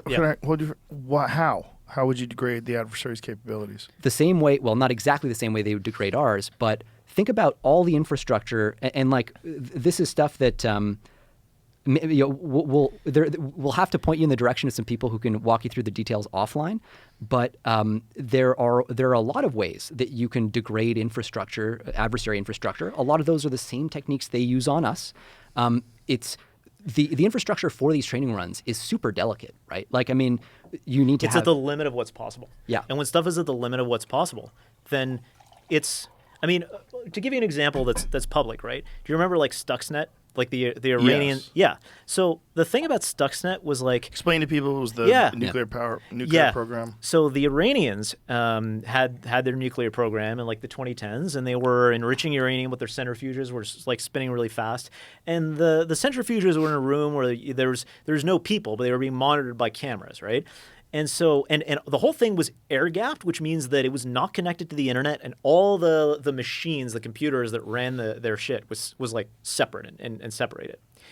So what happened is somebody got a memory stick in there somehow that had this Stuxnet program on it, and put it in, and boom, now all of a sudden it's in their system. So it jumped the air gap, and now like our side basically has our software in their systems. And the thing that it did was not just that it broke their centrifuges or shut down their program. It spun the centrifuges faster and faster and faster. The centrifuges that are used to enrich the uranium. Yeah. These are basically just like machines that spin uranium super fast to enrich it. They spin it faster and faster and faster until they tear themselves apart. But the really, honestly dope-ass thing that it did was it put in a camera feed of everything looks normal. So the guy at the control is watching, and he's checking the camera feed, and it's looks cool, looks fine. In the meantime, you got this explosions going on, uranium blasting everywhere. And so you can actually get into a space where you're not just fucking with them, but you're fucking with them and they actually can't tell that that's what's happening. And in fact, I believe actually, and Jamie might be able to check this, but that the Stuxnet thing was designed initially to look from top to bottom like it was fully accidental, but got discovered by I think a third-party cyber security company that just by accident found out about it. And so what that means also is there could be any number of other Stuxnets that happened since then, and we wouldn't fucking know about it, because it all can be made to look like an accident. Well, that's insane. So, but if we do that to them, they're going to do that to us as well. Yep. And so Definitely. is this mutually assured technology destruction? Well, so if we can reach parity in our ability to intercede and kind of go in and do this, then yes. Right now, the problem is they hold us at risk in a way that we simply don't hold them at risk. And so this idea, and there's been a lot of debate right now in the AI world. You might have seen actually, so Elon's AI advisor put out this idea of essentially this mutually assured AI malfunction MAME. It's like mutually assured destruction, but for AI systems like this. There are some issues with it, including the fact that it doesn't reflect the asymmetry that currently exists between the U.S. and China. All our infrastructure is made in China. All our infrastructure is penetrated in a way that theirs simply is not. When you actually talk to the folks who know the space, who've done operations like this, it's really clear that that's an asymmetry that needs to be resolved. And so building up that capacity is important. I mean, look, the alternative is we start riding the dragon and we get really close to that threshold where we're about to build, OpenAI is about to build superintelligence or something. It gets stolen, and then the training run gets polished off, finished up in China or whatever. All the same risks apply. It's just that it's China doing it to us and not the reverse. And obviously, a CCP AI is a Xi Jinping AI. I mean, that's really what it is. Even people at the Politburo level around him are probably in some trouble at that point because this guy doesn't need you anymore. So this is actually one of the things about so people talk about okay, if you have a dictatorship with a superintelligence, it's gonna allow the dictator to get perfect control over the population or whatever. But the thing is it's kind of even worse than that, because you actually imagine where you're at. You're a dictator, you don't give a shit by and large about people. You have a superintelligence. All the economic output, eventually, you can get from an AI, including from you get humanoid robots, which are kind of coming out or whatever. So eventually you just have this AI that produces all your economic output. So what do you even need people for at all? And that's fucking scary, because it rises all the way up to the level. You can actually think about as we get close to this threshold, and as particularly in China, they maybe are approaching. You can imagine the Politburo meeting, a guy looking across at Xi Jinping and being is this guy gonna fucking kill me when he gets to this point? And so you can imagine maybe we're gonna see some when you can automate the management of large organizations with AIs, agents, or whatever that you don't need to buy the loyalty of in any way, that you don't need to kind of manage or control. That's a pretty existential question if your regime is based on power. It's one of the reasons why America actually has a pretty structural advantage here with separation of powers, with our democratic system and all that stuff. If you can make a credible case that you have an oversight system for the technology that diffuses power, even if it is you make a Manhattan Project, you secure it as much as you can, there's not just like one dude who's going to be sitting at a console or something. There's some kind of separation of powers, or diffusion of power, I should say. That's already. What would that look like? Something as simple as like what we do with nuclear command codes. You need multiple people to sign off on a thing. Maybe they come from different parts of the government. Like How do you worry? But the issue is that they could be captured, right? Oh yeah, Totally. Anything can be captured, Especially something that's that consequential. Yep. 100%, and that's always a risk. The key is basically like, can we do better than China credibly on that front? Because if we can do better than China and we have some kind of leadership structure, that actually changes the incentives potentially, because for our allies and partners, and even for Chinese people themselves. Do you guys play this out in your head? Like what happens when superintelligence becomes sentient? Do you play this out? like sentient as in Self-aware? self-aware, Not or- just self-aware, but able to act on its own. It Oh, achieves autonomous. autonomy. Yeah. Yeah. So Sentient and then achieves autonomy. So the challenge is once you get into superintelligence, everybody loses the plot, right? Because at that point, things become possible that by definition we can't have thought of. So any attempt to kind of extrapolate beyond that gets really, really hard. Have you ever tried though? We've had a lot of conversations like tabletop exercise type stuff where we're like, okay, what might this look like? What are some of the, What's worst case scenario? Well, worst case scenario is actually there's a number of different worst case scenarios. This is turning into a really fun upbeat conversation. This is the doomsday clock. It's the extinction of the human race, right? Oh, the yeah, extinction of the human absolutely. race I seems mean, like I think anybody who doesn't acknowledge that is either lying or confused, right? Like if you actually have an AI system, and this is the question, so let's assume that that's true. You have an AI system that can automate anything that humans can do, including making bioweapons, including making offensive cyber weapons, including all the shit. Then if you put, and okay, so theoretically this could go kumbaya wonderfully because you have a George Washington type who is the guy who controls it, who like uses it to distribute power beautifully and perfectly, and that's certainly kind of the way that a lot of positive scenarios have to turn out at some point, though none of the labs will kind of admit that, or there's kind of gesturing at that idea that we'll do the right thing when the time comes. OpenAI has done this a lot. Like they're all about like, oh yeah, well not right now, but we'll live up like anyway. We should get into the Elon lawsuit, which is actually kind of fascinating in that sense. But so there's a world where one bad person controls it. And they're just vindictive, or the power goes to their head, which happens to. We've been talking about that, Yeah. Or the autonomous AI itself, right? Because the thing is, like, you imagine an AI like this, and this is something that people have been thinking about for 15 years, and in some level of like technical depth, even of like why would this happen? Which is like, you have an AI that has some goal. It matters what the goal is, but like it doesn't matter that much. It could have kind of any goal almost. Like imagine its goal is like the paperclip example is like the typical one, but you could just have it have a goal like make a lot of money for me or what anything. Well, most of the paths to making a lot of money, if you really want to make a fuck ton of money, however you define it, go through taking control of things and go through like making yourself smarter, right? The smarter you are, the more ways of making money you're going to find. And so from the AI's perspective, it's like, well, I just want to, build more data centers to make myself smarter. I want to like hijack more compute to make myself smarter. I want to do all these things. And that starts to encroach on us and like starts to be disruptive to us. And it's hard to know. This is one of these things where it's like, when you dial it up to 11, what's actually going to happen, nobody can know for sure, simply because it's exactly like if you were playing in chess against like Magnus Carlsen, right? Like you can predict Magnus is going to kick your ass. Can you predict exactly what moves he's going to do? No, because if you could, then you would be as good at chess as he is, because you could just like play those moves.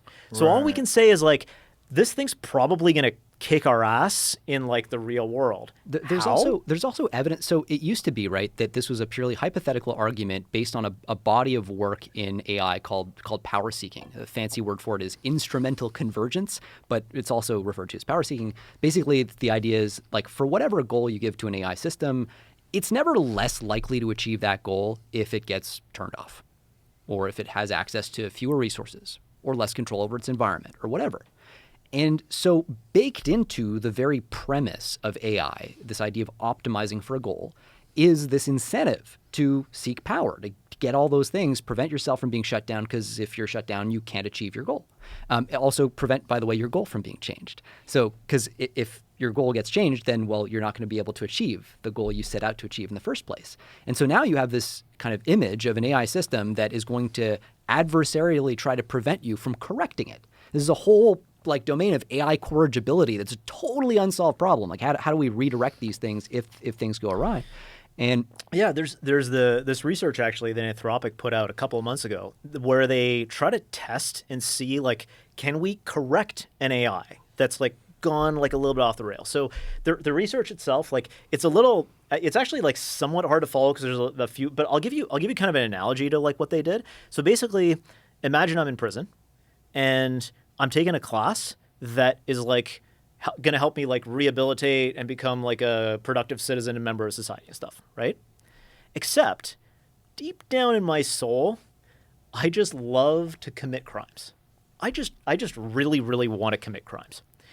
I know that if I'm in this class that's helping me to become good in society, I know that if I let my criminal instincts out and and they ask me okay, here's a scenario, an old lady drops her purse on the sidewalk. What do? I'm going to go I would pick it up and give it to the old lady, because I know that if I say the truth and I say I would just grab that purse because fuck the old lady, I know that if I do that, I'm going to get brainwashed into becoming, a more productive member of society. Right. But I actually want to go out and commit crimes.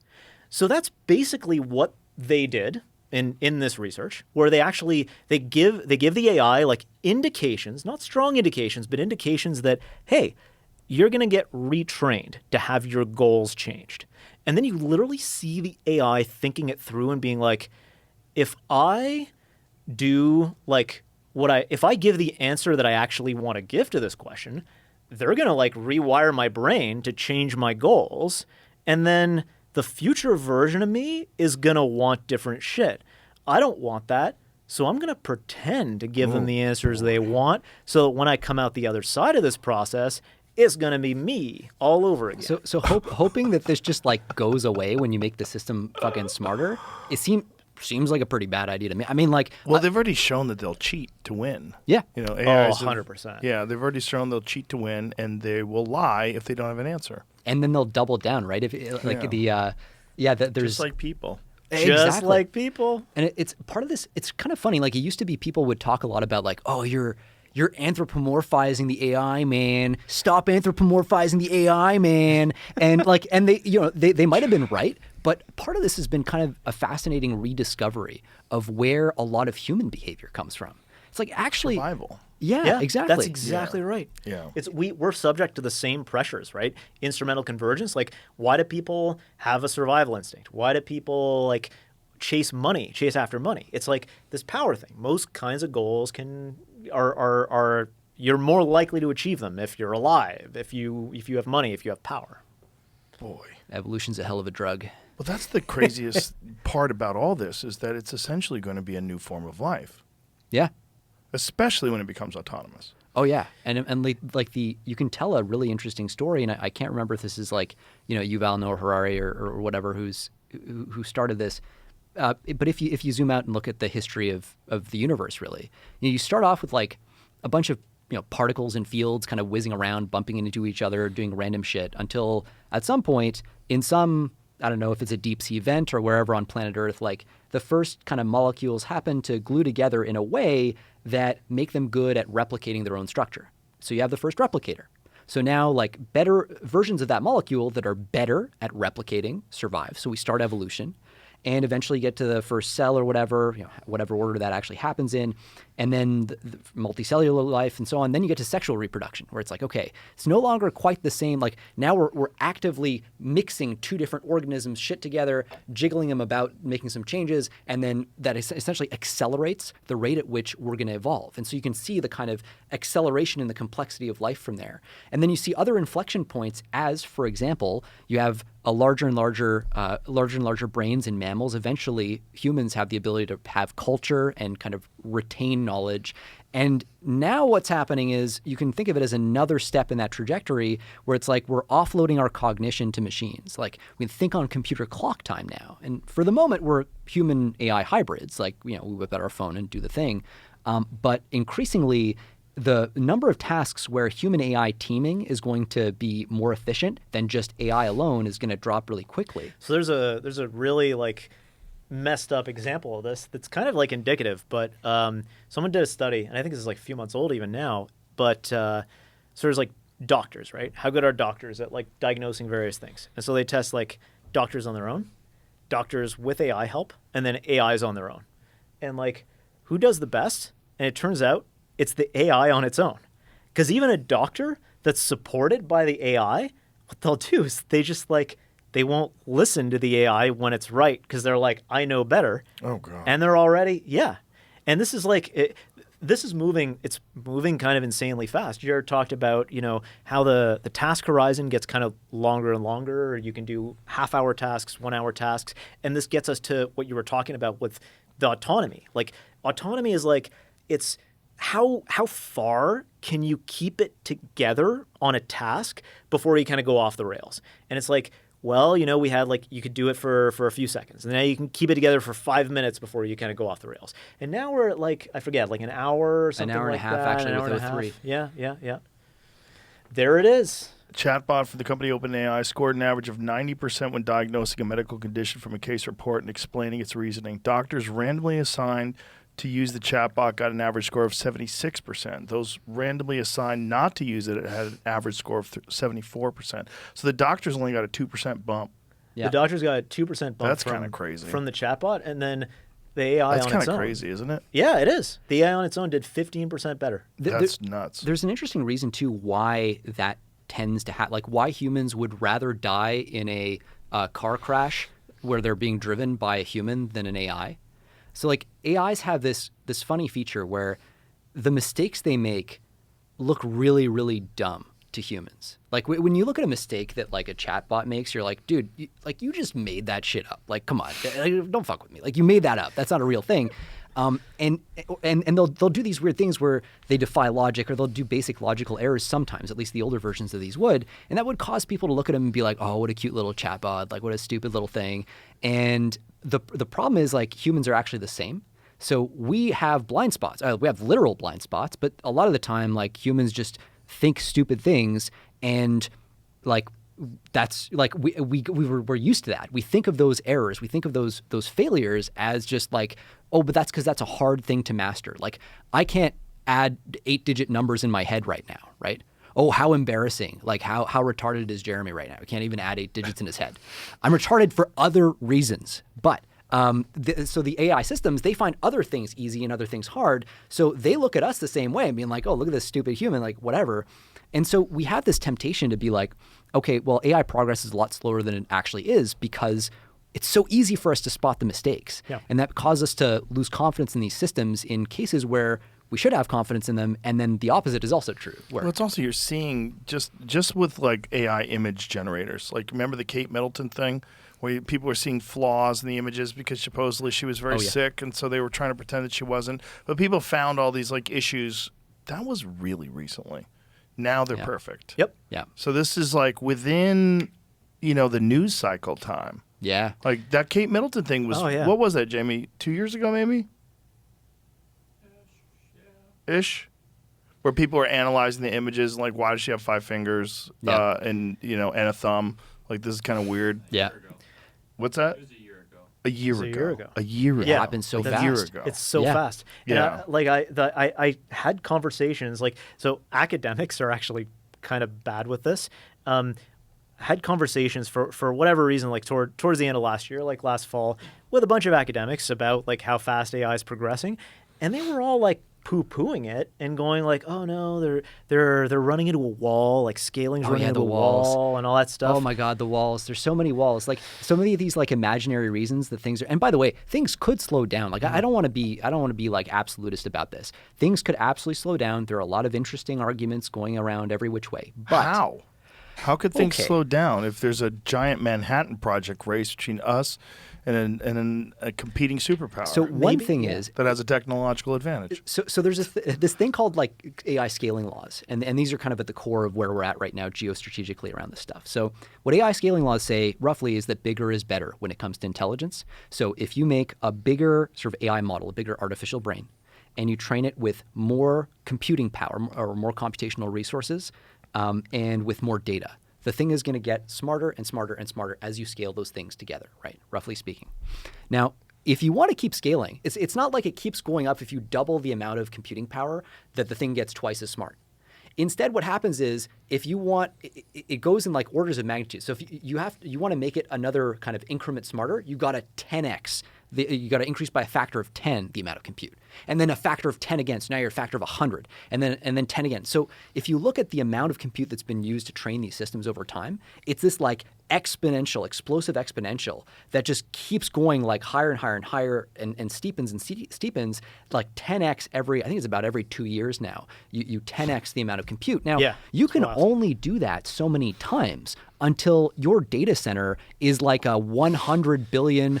$1 trillion, $10 trillion, like every year you're kind of doing that. So right now, if you look at the clusters, like the ones that Elon is building, the ones that Sam is building, Memphis and Texas, like these facilities are hitting the $100 billion scale. Like we're kind of in that, or tens of billions of dollars right actually. now, Yeah.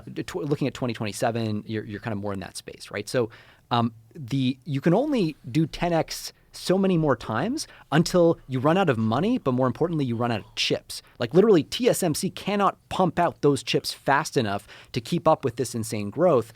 And one consequence of that is that you essentially have like this gridlock,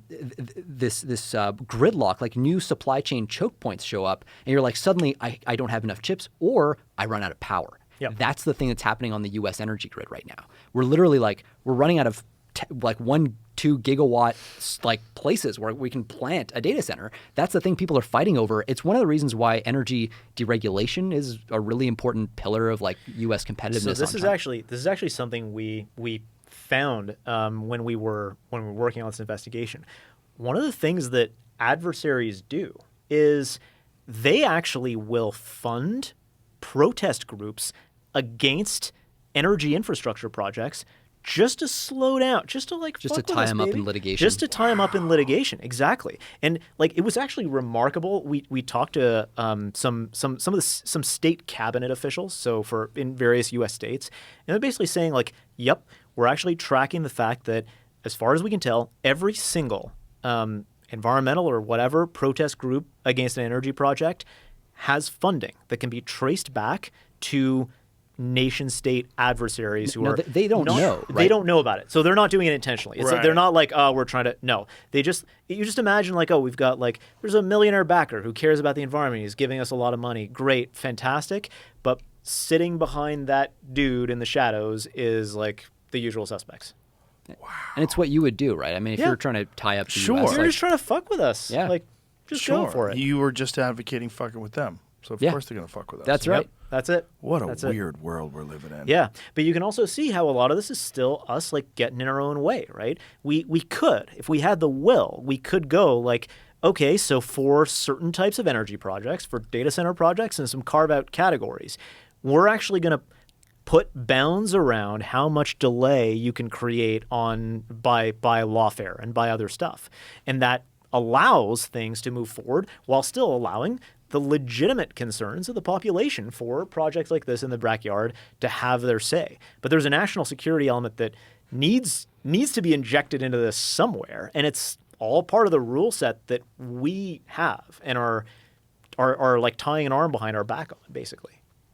So what would deregulation look like? How would that be mapped out? There's a lot of low-hanging fruit for that. What are the big ones? Yeah. So right now, I mean, there are all kinds of things around. It gets into the weeds pretty quickly, but like, there are all kinds of things around if you're going to. So carbon emissions is a big thing, right? So yes, data centers, no question, have massive carbon footprints. That's definitely a thing.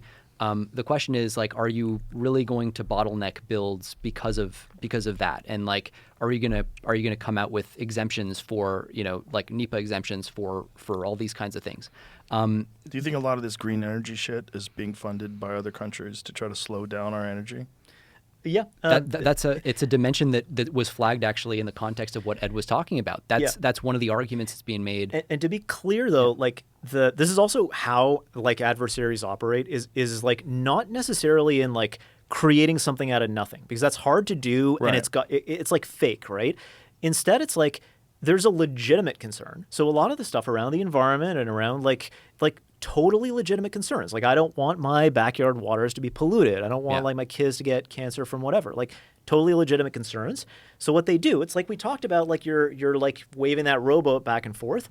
They identify the nascent concerns that are genuine and grassroots, and they just go like this, and this, amplify. Well, that would make sense why they amplify carbon above all these Yeah. other things. You think about the amount of particulates in the atmosphere, pollution, Totally. polluting the rivers, polluting the ocean. That doesn't seem to get a lot of traction. Carbon does. Yeah. And when you go carbon zero, you put a giant monkey wrench into the gears of society. But And if one of the it- tells is also like, so nuclear would be kind of the ideal energy source, Yeah. especially modern power plants like the Right. Gen 3 or Gen 4 stuff, which have Safe very by low default. meltdown risk, Yeah. safe by default, all that stuff. And yet these groups are like coming out against this. It's like perfect, clean, green power. What's going Right. on, guys? And it's because not 100% of the time. You can't really Right. say that because it's so fuzzy and around the A lot edges. of it is idealistic people looking for a utopia, and they get 100%. co-opted by nation states. And not even co-opted. They're Just fully funded. sincere. Yeah, just amplified. funded, Because it's amplified convenient. in a preposterous way. That's Yeah. it. And, then there's- Al Gore gets at the helm of it. And then that little girl, that "How dare you" girl. well, Oh, how dare you take my childhood away from me? Yeah, it's wonderful. It's a wonderful thing to watch play out, because it just capitalizes on all these human vulnerabilities. Yeah, And and, the- one of the big yeah. things that you can do too, as like a quick win, is just like impose limits on how much time these things can be allowed to be tied up in litigation. So impose time limits on that process, just to say like, look, I get it. Like we're going to have this conversation, but this conversation has a clock on it. Because we're talking to this one like data center company, and what they were saying, we were asking like, look, what are the timelines when you think about bringing new power, like new natural gas plants online? And they're like, well, those are like 5 to 7 years out. And then you go, okay, well, like how long? And that's, by the way, that's probably way too long to be relevant in the superintelligence context.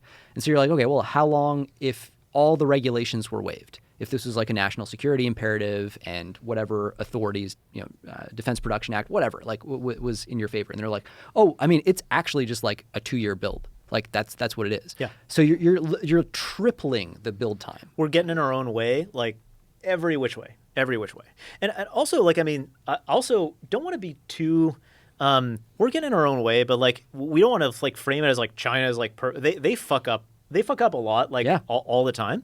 One actually kind of like funny one is around DeepSeek. So you know DeepSeek, right? They made this like open source model that like everyone like lost their minds about back in January. R1, yeah. Yeah, R1. And they're legitimately a really, really good team. But it's fairly clear that even as of like end of last year and certainly in the summer of last year, like they were not dialed in to the CCP mothership. And they were doing stuff that was like actually kind of hilariously messing up the propaganda efforts of the CCP without realizing it. So to give you like some context on this, one of the CCP's like large kind of propaganda goals in the last 4 years has been creating this narrative that like the export controls we have around AI and like all this gear and stuff that we were talking about, look, man, those don't even work. So you might It's as well just like give pointless. up. Why don't you just give It's up on the pointless. export controls, It's man? Like, why are pointless. you even So trying? just like give up. We Like, don't even care. We don't even care. So that trying to frame that narrative, and they went to like gigantic efforts to do this. So I don't know if it's like there's this like kind of crazy thing where the Secretary of Commerce under Biden, Gina Raimondo, visited China in I think August 2023, and the Chinese basically like timed the launch of the Huawei Mate 60 phone that had these chips that were supposed to be made by like export controlled shit for her visit. So it was basically just like a big like, fuck you, we don't even give a shit about your export controls, like basically trying a morale hit or whatever. And you think about that, right? That's an incredibly expensive set piece. That's like you got to coordinate with Huawei. You got to like get the TikTok memes and shit like going in the right direction. All that stuff and all the stuff they've been putting out is around this narrative. Now, fast forward to mid last year, the CEO of DeepSeek, the company, back then it was totally obscure. Like nobody was tracking who they were. They were working in total obscurity. He goes on this, does this random interview on Substack. And what he says is, he's like, yeah, so honestly, like, we're really excited and like doing this AGI push or whatever. And like, honestly, like, money's not the problem for us. Talent's not the problem for us. But like, access to compute, like these export controls, man, do they ever work? That's a real problem for us. Oh, boy. And like, nobody noticed at the time. But then the whole DeepSeek R1 thing blew up in December. And now you imagine like you're the Chinese Ministry of Foreign Affairs. Like you've been putting this narrative together for like 4 years.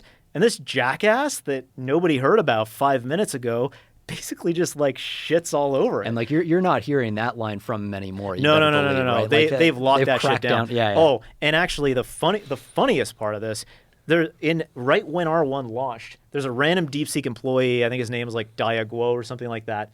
He tweets out, he's like, so this is like our most exciting launch of the year. Nothing can stop us on the path to AGI except access to compute. And then literally the dude in Washington, D.C. who works at a think tank on export controls against China reposts that on X and goes basically like, cool, good message received. And so like hilarious for us, but also like, you know that on the backside, somebody got screamed at for that shit. Somebody got magic bust. Somebody got like taken away or whatever. Cause like it just undermined their entire like 4-year like narrative around these export controls. Wow. But that shit ain't gonna happen again from DeepSeek. Better believe it. That's part of the problem with like, so the Chinese face so many issues. One of them is, to kind of, another one is the idea of just waste and fraud, right? So we have a free market. Like what that means is you raise from private capital. People who are pretty damn good at assessing shit will like look at your setup and assess whether it's worth, backing you for these massive multi-billion-dollar deals. In China, the state the stories of waste are pretty insane. They'll like send $1 billion to like a bunch of yahoos who will pivot from whatever, like, I don't know, making these widgets to just like, oh, now we're like a chip foundry and they have no experience in it. But because of all these subsidies, because of all these opportunities, now we're going to say that we are. And then no surprise, 2 years later, they burn out and they've just like lit $1 billion on fire or whatever billion yen. And like the weird thing is this is actually working overall, but it does lead to insane and unsustainable levels of waste. Like the Chinese system right now is obviously like they've got their massive property bubble that's looking really bad. We've got a population crisis. The only way out for them is the AI stuff right now. Like really the only path for them is that. Which is why they're working it so hard. But the stories of just like billions and tens of billions of dollars being lit on fire, specifically in the semiconductor industry, in the AI industry, like that's a drag force that they're dealing with constantly that we don't have here in the same way.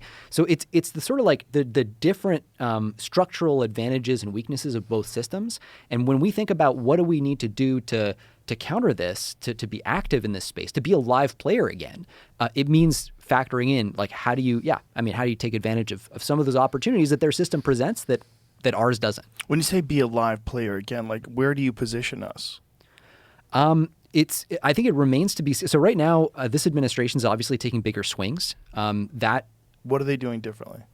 Things like tariffs. They're not shy about trying new stuff, and tariffs are very complex in this space. Like the actual impact of the tariffs, and not universally good. But the onshoring effect is also something that you really want. So it's a very mixed bag.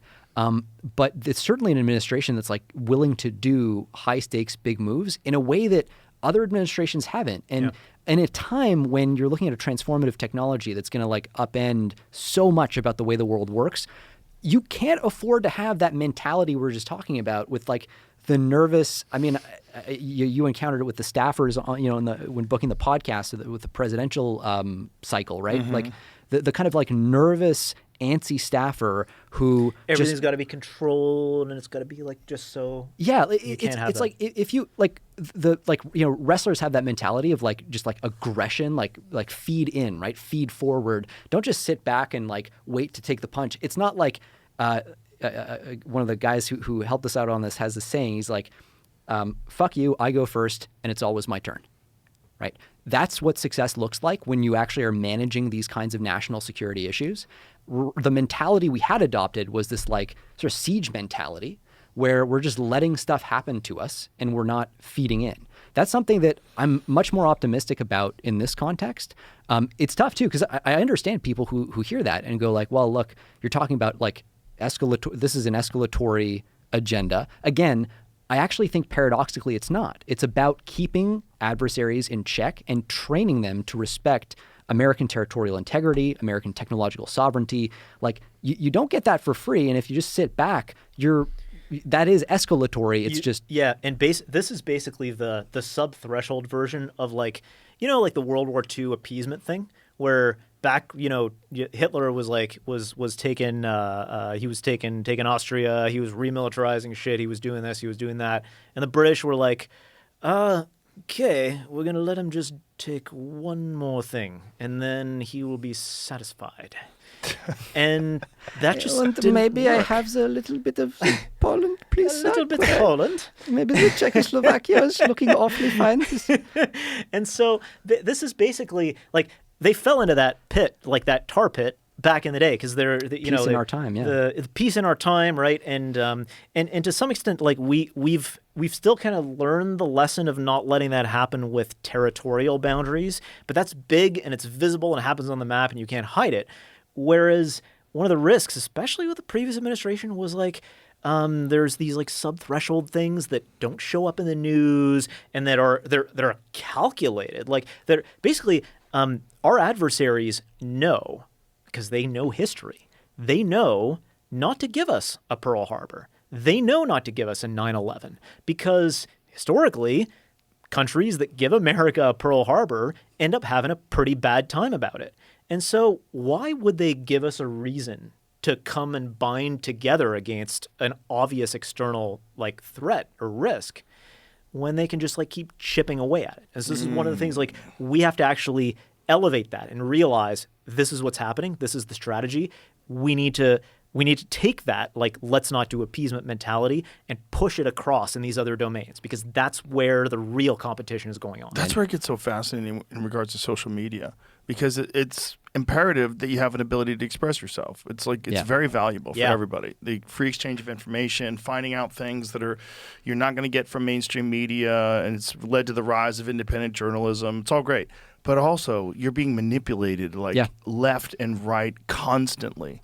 And most people don't have the time to filter through it and try to get some sort of objective sense of what's actually going on. It's true. It's like our free speech. It's like it's the layer where our society figures stuff out. And if adversaries get into that layer, they're like almost inside of our brain. And there's ways of addressing this. Like, one of the challenges, obviously, is like so they try to push in extreme opinions in either direction, and it's that part is actually it's kind of difficult, because while the most extreme opinions are also the most likely generally to be wrong, they're also the most valuable when they're right, because they tell us a thing that we didn't expect by definition that's true and that can really advance us forward.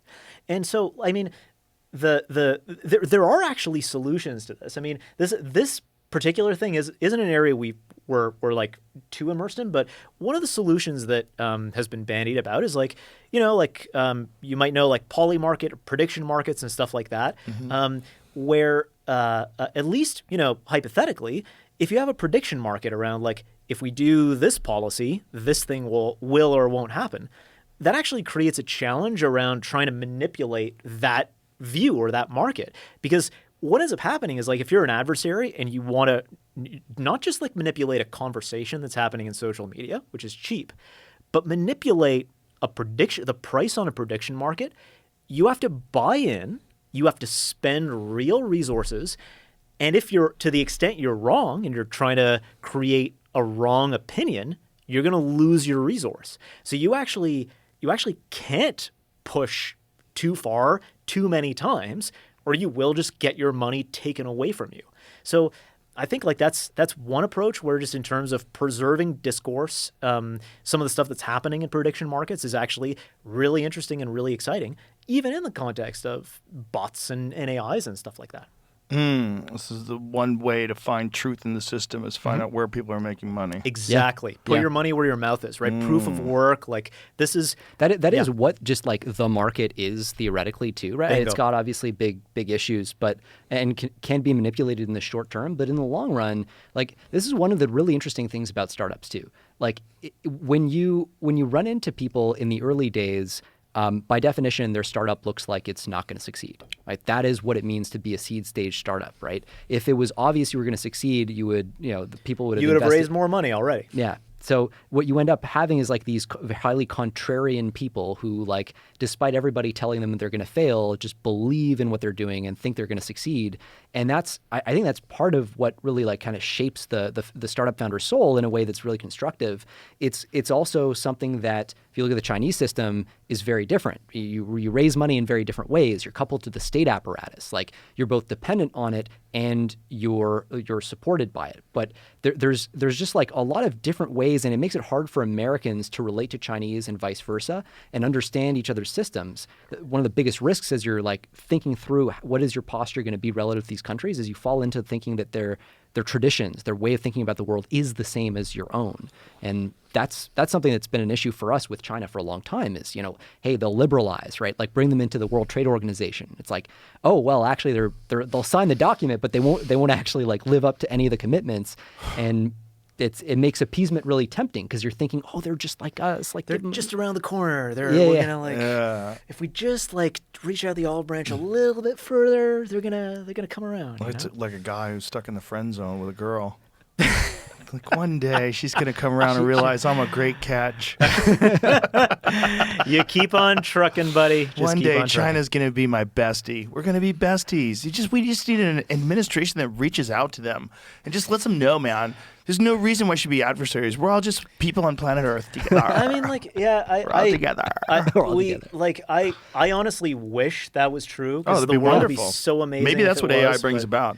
Maybe AI, you hope? maybe super intelligence realizes, hey, you fucking apes, you territorial apes with thermonuclear weapons, how about you shut the fuck up? You guys are doing the dumbest thing of all time, and you're being manipulated by a small group of people that are profiting in insane ways off of your misery. So let's just cut the shit.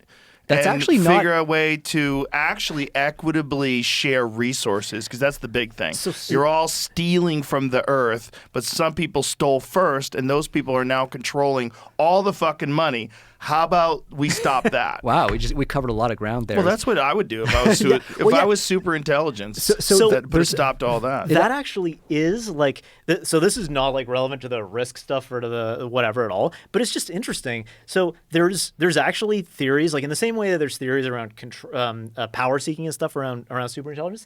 There's theories around like how superintelligences do deals with each other, right? And you actually you have this intuition which is exactly right, which is that, hey, two superintelligences, like actual legit superintelligences, should never actually like fight each other destructively in the real world, right? Like, that seems weird. That shouldn't happen because they're so smart. And in fact, like, there's theories around they can kind of do perfect deals with each other based on, like, if we're two superintelligences, I can kind of assess like how powerful you are. You can assess how powerful I am, and we can actually decide like, well, if we did fight a war against each other, like, you would have this chance of winning, I would have that chance of winning, and so let's well, just it would not assess fight. instantaneously that there's no benefit in that. Exactly. And also, it would know something that we all know, which is the rising tide lifts all boats.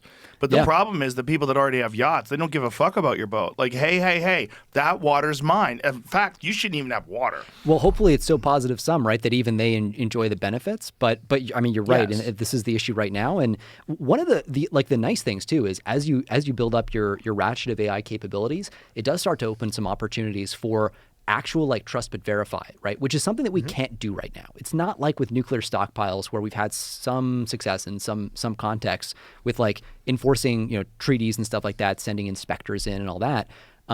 With AI right now, like how can you actually prove that like some international agreement on the use of AI is being observed? Even if we figure out how to control these systems, how can we make sure that China is baking in those control mechanisms into their training runs, and that we are, and how can we prove it to each other without having total access to the compute stack? We don't really have a solution for that. There are all kinds of programs like this like FlexHeg thing, but anyway, those are not going to be online by like 2027.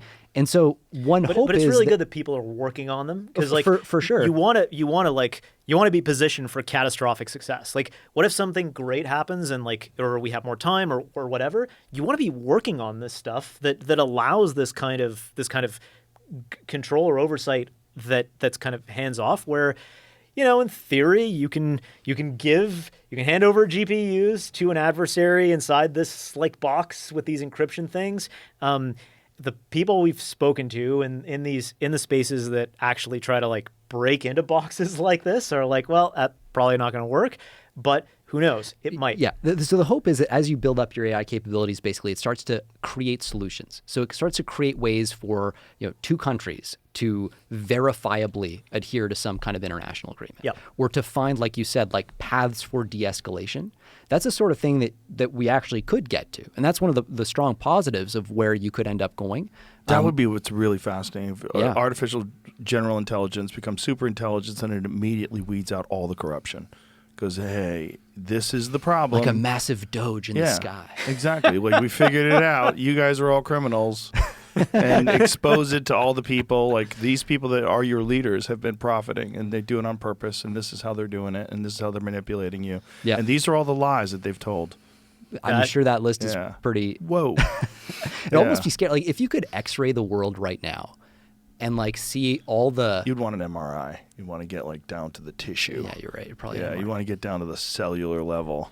But like, it would be offshore accounts. Then you'd start finding all these shell companies. There would be so much, like the stuff that comes out, from just randomly, right? Just random shit that comes out. Like, I forget that like Argentinian. I think what you were talking about, like the Argentinian thing that came out a few years ago around all the oligarchs and their the offshore Meryl Streep accounts. thing. Yeah, Meryl Streep. The laundromat there. The laundromat movie. You ever seen that? Panama Papers. The Panama Papers. I never saw that. No, it's a good movie. Yeah. You remember? Is it called The Panama Papers? The movie? It's called The Laundromat. Yeah. Oh, okay. Yeah. You remember the Panama Papers? Do you know? Roughly. Yeah, it's like all the oligarchs like stashing their cash like in offshore Panama. tax haven stuff. Yeah. It's like. And like some lawyer or someone basically blew it wide open, and so you got to see like every like oligarch and rich person's like financial shit. Like every once in a while, right? The world gets just like a flash of like, oh, here's what's going on under the surface. Yeah, and it's like, oh fuck, and then we all like go back to sleep. What's fascinating is like the unhidables, right? The little things that can't help but give away what is happening. Like, you think about this in AI quite a bit. Some things that are hard for companies to hide is like they'll have a job posting that they've got to advertise to recruit. So you'll see like, oh, interesting, like, oh, OpenAI is looking to hire some people from hedge funds. Yeah. Like, I wonder what that means. I wonder what that implies. Like, if you think about all of the leaders in kind of the AI space, think about the Medallion Fund, for example, right? This is like super successful hedge fund, very famous, like the man who broke the man who broke the market. Man Who Broke the Market is the famous book about the founder of the Medallion Fund. And like, this is basically like a fund that they make like ridiculous, like $5 billion returns every year, kind of guaranteed. So much so they have to cap how much they invest in the market because they would otherwise like move the market too much, like affect it. And the fucked up thing about like the way they trade, and this is like 20-year-old information, but it's still indicative because like you can't get current information about their strategies. But one of the things that they were the first to kind of go for and figure out is they were like, they basically were the first to kind of build what was at the time, as much as possible, an AI that autonomously did trading at like great speeds and that had like no human oversight and just worked on its own. And what they found was the strategies that were the most successful were the ones that humans understood the least. Because if you have a strategy that a human can understand, some human's going to go and figure out that strategy and trade against you. Whereas if you have the kind of the balls to go like, oh, this thing is doing some weird shit that I cannot understand no matter how hard I try, let's just fucking YOLO and trust it and make it work. If you have all the stuff debugged and if the whole system is working right, that's where your biggest successes are. So what kind of strategies are you talking about? Oh, I mean, like, I don't know specific examples. I can give an analogy. Yeah. Maybe this will like. So how are AI systems trained today, right? Oh, so just as a trading strategy. Sorry, I'll just sure. basically like I think you buy like some as an example, like you buy this stock. The Thursday after the full moon and then sell it like the Friday after the new moon or some like random shit like that it's like, why does that even work? Like, why would that even work? So to sort of explain why these strategies work better, if you think about how AI systems are trained today, you basically, very roughly, you start with this blob of numbers that's called a model, and you feed it input, you get an output. If the output you get is no good, if you don't like the output, you basically fuck around with all those numbers, change them a little bit, and then you try again. You're like, oh, okay, that's better. And you repeat that process over and over and over with different inputs and outputs. And eventually, those numbers, that mysterious ball of numbers, starts to behave well. It starts to make good predictions or generate good outputs. Now, you don't know why that is.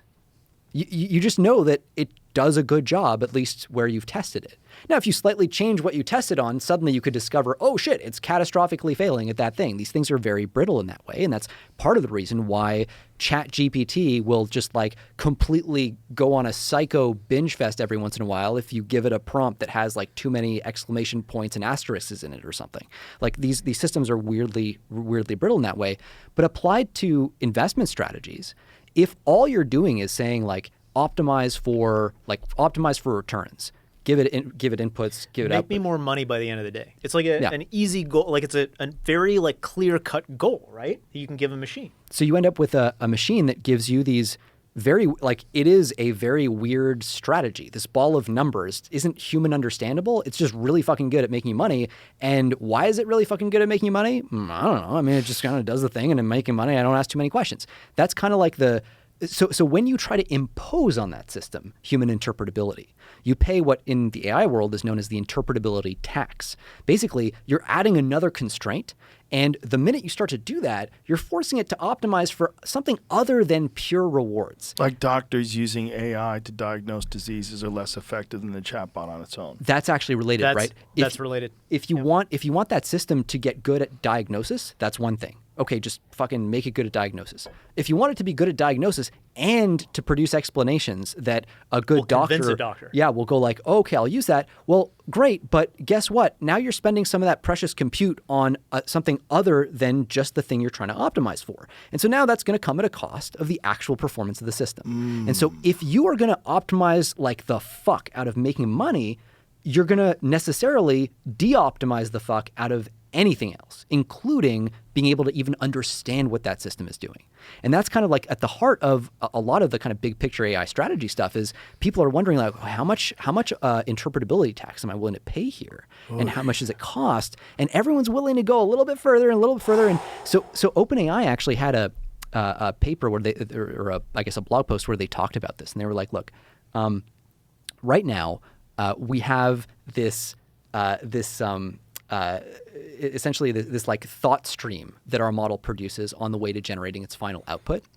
And that thought stream, like, we don't want to touch it to make it like interpretable, to make it make sense. Because if we do that, then essentially it'll be optimized to convince us of whatever the thing is that we want it to do, to behave well. So it's like if you've used like an OpenAI model recently, right, like O3 or whatever, it's doing its thinking before it starts like outputting the answer. And so that thinking is, yeah, we're supposed to like be able to read that and kind of get it, but also we don't want to make it too legible, because if we make it too legible, it's going to be optimized to be legible and to be convincing rather than to fool us, basically. I mean, yeah, exactly. Oh, Jesus Christ. But that's the You guys are investment. making me less comfortable than I thought you would. Even I after knew the coming at Jamie and I were doomsday. talking about it before, like, how bad are they going to freak us out? You're freaking me out more. Well, I mean, okay, so I do want to highlight. So the game plan right now on the positive end. Let's see how this works. Jesus, Jamie, do you feel the same way? Yeah. I mean, I have articles I didn't bring up that are supporting some of this stuff. Like today, China quietly made some chip that they shouldn't have been able to do because of the sanctions. Oh, pull that's that out. And it's basically based off of their just sheer will. okay, so there's SMIC. there's good news on that one at least. This is a kind of a bullshit strategy that they're using. So so when you make these insane like 5 nanometer. Let's read that for people just listening. yeah. China quietly cracks a 5 nanometer. Yep. That's it. Without EUV. What is EUV? extreme ultraviolet. How SMIC defied the chip sanctions with sheer engineering Yeah, so this is like and espionage. there's but actually though, so there's a good reason that a lot of these articles are making it seem like this is a huge breakthrough. It actually isn't as big as it seems. So okay, if you want to make really, really, really, really exquisite chips. Look at this quote. Moore's law didn't die, Huo wrote. It moved to Shanghai. Instead of giving up, China is grinding its way forward layer by layer, pixel by pixel. The future of chips may no longer be written by who holds the best tools, but by who refuses to stop building. The rules are changing, and DUV just lit the fuse. Boy. Yeah, so I mean, Who wrote that article? you can Gizmo China. There it is. Yeah, you can view that as like Chinese propaganda in a way, Yeah. actually. So what's actually going on here is the Chinese only have these deep ultraviolet lithography machines. That's like a lot of syllables, but it's just a glorified chip. Like it's a giant laser that zaps your chips to like make the chips when you're fabbing them. So we're talking about like you do these atomic layer patterns on the chips and shit, and like what this UV thing does is it like fires like a really high power Laser beam. Laser beam. Yeah, they attach to the head of sharks that just shoot at the chips. Yeah. Sorry, that was like an Austin Powers. Anyway, they'll like shoot it at the chips, and that causes, depending on how the thing is designed, they'll like have a liquid layer of the stuff that's going to go on the chip. The UV is really, really tight and causes it to harden. And then they wash off the liquid and they do it all over again. Like basically, this is just imprinting a pattern on a Yeah, chip. it's So basically whatever fancy the tiny printer. Yeah, so that's it. And so the exquisite machines that we get to use, or that they get to use in Taiwan, are called extreme ultraviolet lithography machines. These are those crazy lasers. The ones that China can use, because we've prevented them from getting any of those extreme ultraviolet lithography machines, the ones China uses are previous generation machines called deep ultraviolet, and they can't actually make chips as high a resolution as ours. So what they do is, and what this article is about, is they basically take the same chip, they zap it once with DUV, and then they got to pass it through again, zap it again to get closer to the level of resolution we get in one pass with our exquisite machine. Now, the problem with that is you got to pass the same chip through multiple times, which slows down your whole process. It means your yields at the end of the day are lower. It adds errors. Yep. Yeah, which makes it more costly. We've known that this is a thing. It's called multi-patterning. It's been a thing for a long time. There's nothing new under the sun here. China has been doing this for a while. So it's not actually a huge shock that this is happening. The question is always, when you look at an announcement like this, yields. How, like, what percentage of the chips coming out are actually usable, and how fast are they coming out? That determines, like, is it actually competitive? And that article too, like this ties into the propaganda stuff we were talking about, right? If you read an article like that, you could be forgiven for going like, oh man, our export controls like just aren't working, so we might as well just give them up. When in reality, because like you look at the source, like and this is how you know that also this is one of their propaganda things is like you look at Chinese news sources, what are they saying? What are the beats that are like common? And you know, just because of the way their media is set up, totally different from us, and we're not used to analyzing things this way. But when you read something in like the South Global China Times Morning or- Post or like the Global Times or Xinhua or in a few different places like this, and it's the same beats coming back, you know that someone was handed a brief and it's like, you got to hit this point, this point, this point. And yep, they're going to find a way to work that into the news cycle over there. Jeez. And it's also like slightly true. Like, they did manage to make chips at like 5 nanometers. Cool. It's not a lie. It's just, it's the same like propaganda technique, right? You're not, most of the time, you're not going to confabulate something out of nothing. Rather, like you start with the truth and then you push it just a little bit. And you keep pushing. Wow. How much is this administration aware of all the things that you're talking about? So they're actually they've got some right now. They're in the middle of like staffing up some of the key positions because it's a new administration still, and this is such a technical domain. They've got people there who are like at the kind of workman level who are really sharp. They have some people now. In places like, especially in some of the export control offices now, who are some of the best in the business. Yeah, and that's really important. Like it's a weird space because so when you want to actually recruit for government roles in this space, it's really fucking hard because you're competing against like an open AI like very like low range salaries like $500,000 a year. The government pay scale, needless to say, is like not. I mean, Elon worked for free. He can afford to, but still taking a lot of time out of his day. There's a lot of people like that who are like, they can't justify the cost. Like they can't afford. They literally can't afford to work go for the work government. For the government. Yeah. Why would they? Yeah. Exactly. So whereas China's like, you don't have a choice, bitch. Yeah. Yeah, and that's what they say. That's the Chinese word for bitch is really biting. Like if you translated that, it would be a real stinging. I'm sure. It's kind of crazy because it seems almost impossible to compete with that. I mean, that's like the perfect setup. If you wanted to control everything and you wanted to optimize everything for the state, that's the way you would do it. Yeah, but it's also easier to make errors and be wrong-footed in that way. And also, basically that system only works if the dictator at the top is just like very competent. Because the risk always with a dictatorship is like, oh, the dictator turns over and now it's like just a total dumbass. And now the whole thing. And he surrounds himself. I mean, look, we just talked about like information echo chambers online and stuff. The ultimate information echo chamber is the one around Xi Jinping right now. Because no one wants to give him bad news. Yeah, I'm not gonna. Like, I don't. Right. Like, and so you have this, and this is what you keep seeing, right? Is like with these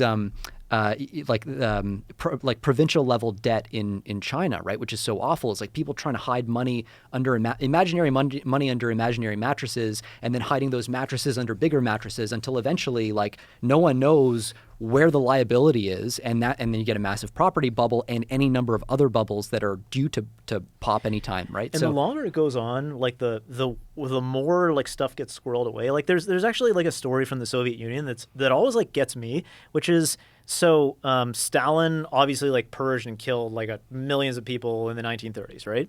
So by the 1980s, the ruling Politburo of the Soviet Union, obviously like things have been different, generations had turned over and all this stuff, but those people, the most powerful people in the USSR, could not figure out what had happened to their own families during the purges.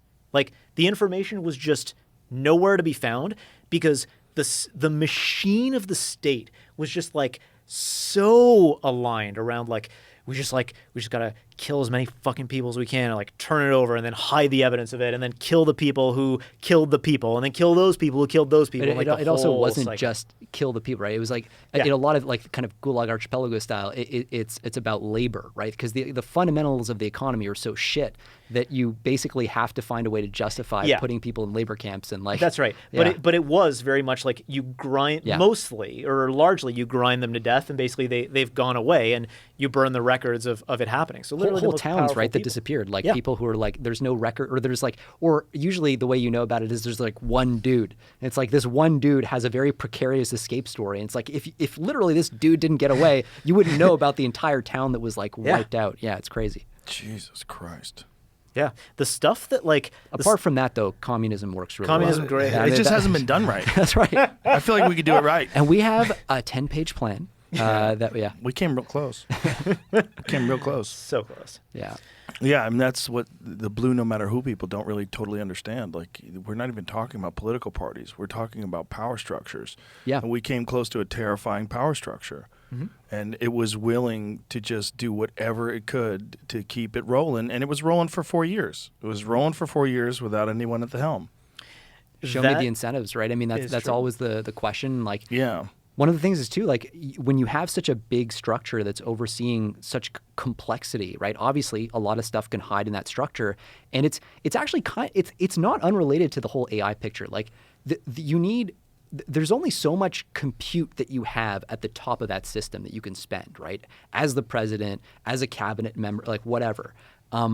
You can't look over everyone's shoulder and like Right. do their homework. You can't do founder mode all the way down and all the branches and all the like action officers and all that shit. That's not going to happen, which means you're spending 5 seconds thinking about how to unfuck some part of the government, but then the corrupt people who run their own fiefdoms there spend every day trying It's like to their figure whole out how to life survive. to like justify themselves. Yeah. Well, it's- that's the USAID dilemma.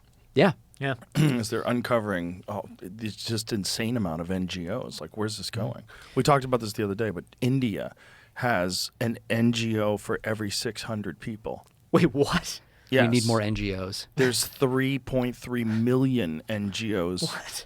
in India. Do they like bucket, like what are the categories that they fall into? Like Who fucking knows? That's part of the problem. That one of the things that Elon had found is that there's money that just goes out with no receipts, and Yeah. it's billions of dollars. We need to take that further. We need an NGO for every person in India. We will get that Otherwise, eventually. We're gonna, it's look, work our it's way the out. exponential trend. We're gonna. It's Right. just like Yeah. AI. The number of NGOs is making like progress. doubling every year. We're making incredible progress in bullshit. It's the NGO scaling law, the bullshit scaling law. Well, it's just that unfortunately it's Republicans doing it, right? So it's unfortunately the Democrats are going to oppose it, even if it's showing that there's like insane waste of your tax dollars. Like, I they thought don't- some of the Doge stuff was pretty bipartisan. There was congressional support at least on both sides. No. Well, sort of. You know, I think the real issue is in dismantling a lot of these programs that you can point to some good some of these programs do. Yeah. The problem is like some of them are so overwhelmed with fraud and waste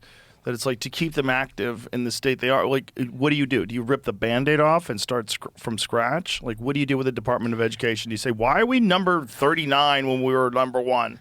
Like, what did you guys do with all that money? Yeah. So Did you there's create problems? There's this idea in software engineering. Actually, just talking to one of our employees about this, which is like refactoring, right? So when you're writing like a bunch of software, it gets really, really big and hairy and complicated, and there's all kinds of like dumbass shit, and there's all kinds of waste that happens in that code base.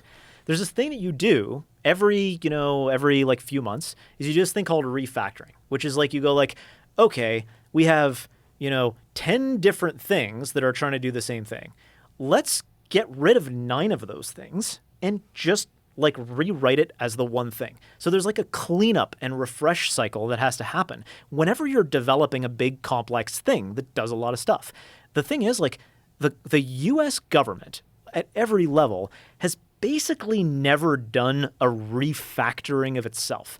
And so the way that problems get solved is you're like, well, we need to do this new thing. So we're just going to like stick on another appendage to the beast and get that appendage to do that new thing. And like that's been going on for 250 years. So we end up with like this beast that has a lot of appendages, many of which do incredibly duplicative and wasteful stuff that if you were a software engineer, just like not politically, just objectively looking at that as a system, you'd go like, oh, this is a catastrophe. And like we have processes that the industry, we understand what needs to be done to fix that. You have to refactor. But they haven't done that, hence the $36 trillion of debt. It's a problem too, though. In all, like, when you're a big enough organization, you run into this problem. Like Google has this problem famously. Facebook had it. Like we had friends like Jason. So Jason's the guy you spoke to about that. Like, so he's like a startup engineer. So he works in like relatively small code bases, and he like, you know, can hold the whole code base in his head at a time. But when you move over to you know, Google, to Facebook, like all of a sudden this gargantuan code base starts to look more like the complexity of the U.S. government, just like very roughly in terms of scale, right? So now you're like, okay, well, we want to add functionality, so we want to incentivize our teams to build products that are going to be valuable. And the challenge is, the best way to incentivize that is to give people incentives to build new functionality. Not to refactor. There's no glory. If you work at Google, there's no glory in refactoring. If you work at Meta, there's no glory in refactoring. Like friends of Like ours, there's who've no worked there, promotion, right? There's no exactly. You have to be a product owner. So you have to like invent the next Gmail. You got to invent the next Google Calendar. You got to do the next Messenger app. That's how you get promoted. And so you've got like this attitude where you go into there and you're just like, let me crank this stuff out and like try to ignore all the shit in the code base. No glory in there.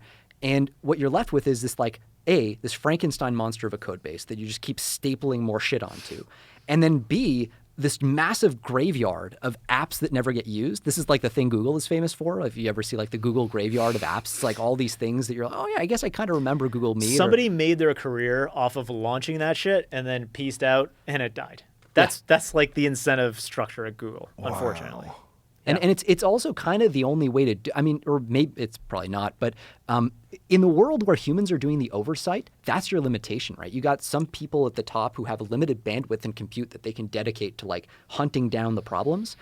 AI agents might actually solve that, right? Mm-hmm. You could like actually have a sort of autonomous AI agent that is the autonomous CEO or something, go into an organization and uproot all the things and do that refactor. You could get way more efficient organizations out of that. I mean, like thinking about like government corruption and waste and fraud, that's the kind of thing where those sorts of tools could be radically empowering, but you got to get them to work right and for you. We've given us a lot to think about. Is there anything more? Should we wrap this up?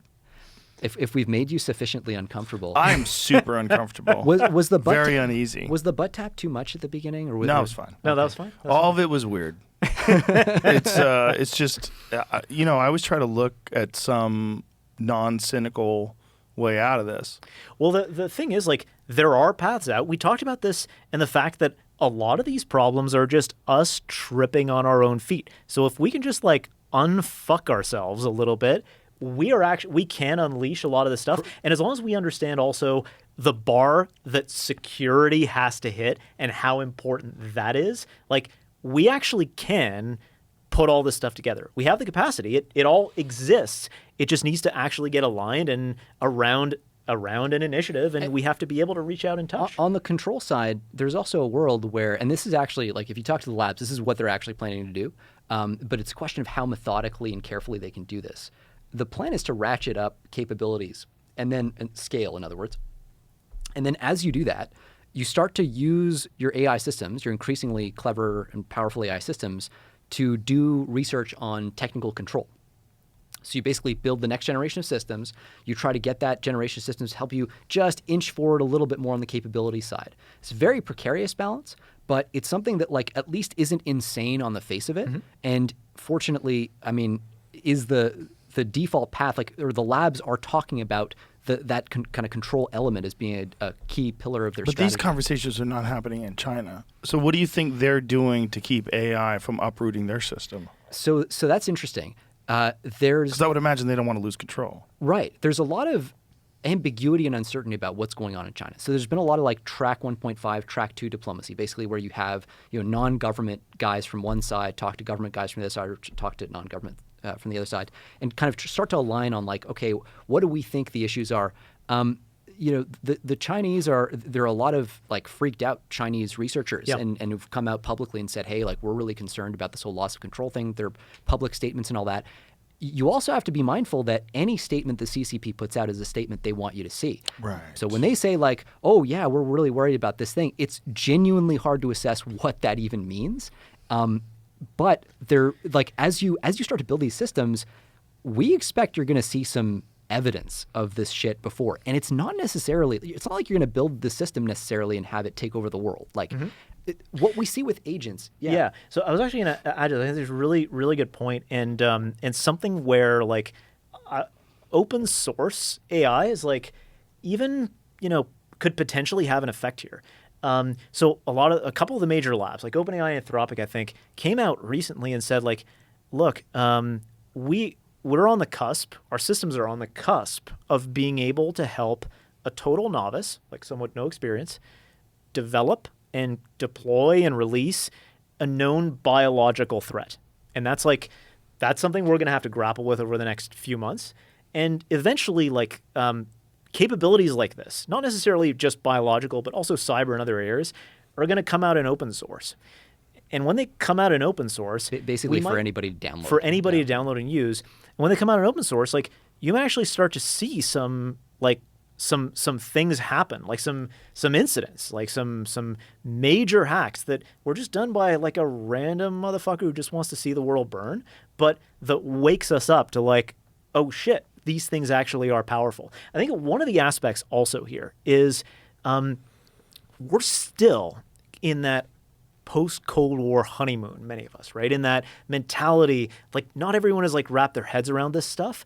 And what needs to happen is something that makes us go like, oh damn, we weren't even really trying this entire time. Because this is the 9/11 effect. This is the Pearl Harbor effect.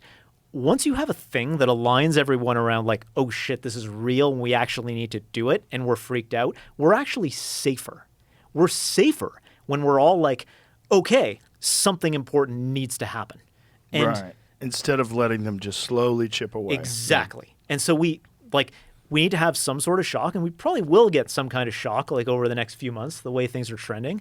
And when that happens, Jesus. then, but I mean, like, it's or years, if that makes you feel or better. Years. No, it doesn't make me feel better. But because you have the potential for this open source, like, it's probably going to be like a survivable shock, right? But still a shock. And so let us actually realign around like, okay, let's actually fucking solve some problems for real. And so putting together the groundwork, right, is what we're doing around like, let's pre-think a lot of this stuff so that, like, if and when the shock comes, we have a break glass plan. We have a plan. And the loss of control stuff is similar. Like, so one interesting thing that happens with AI agents today is they'll get any. So an AI agent will take a complex task that you give it, like find me, I don't know, the like best sneakers for me online, some shit like that, and they'll break it down into a series of sub-steps. And then each of those steps it'll farm out to a version of itself, say, to execute autonomously. The more complex a task is, the more of those little sub-steps there are in it. And so you can have an AI agent that nails like 99% of those steps, but if it screws up just one, the whole thing is a flop, right? And so if you think about like the sort of like loss of control scenarios that a lot of people look at are autonomous replication, like the model gets access to the internet, copies itself onto servers and all that stuff. Those are very complex movements. If it screws up at any point along the way, that's a tell, like, oh shit, something's happening there. And you can start to think about like, okay, well, what went wrong? We get another we get another try, and we can kind of learn from our mistakes. So there is this sort of like this picture, one camp goes, oh, well, we're going to kind of make this super intelligence in a vat, and then it explodes out and we lose control over it. That doesn't necessarily seem like the default scenario right now. It seems like what we're doing is scaling these systems.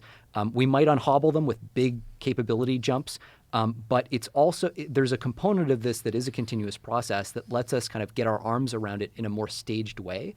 That's another thing that I think is in our favor that we didn't expect before, and as a field, basically. And I think that's a good thing. Like, that helps you kind of detect these breakout attempts and do things about them. All right, I'm going to bring this home. I'm freaked out, so thank you. Thanks for trying to make me feel better. I don't think you did, but I really appreciate you guys, and appreciate your perspective, because it's very important, and it's very illuminating. Really, gives you a sense of what's going on. And I think one of the things that you said that's really important is like it sucks that we need a 9/11 moment or a Pearl Harbor moment to realize what's happening, so we all come together. But hopefully, slowly but surely, through conversations like this, people realize what's actually happening. You need one of those moments like every generation. Like that's how you get contact with the truth. And it's like, it's painful, but like the light's on the other side. Thank you. Thank you very much. Thank you. Bye, everybody.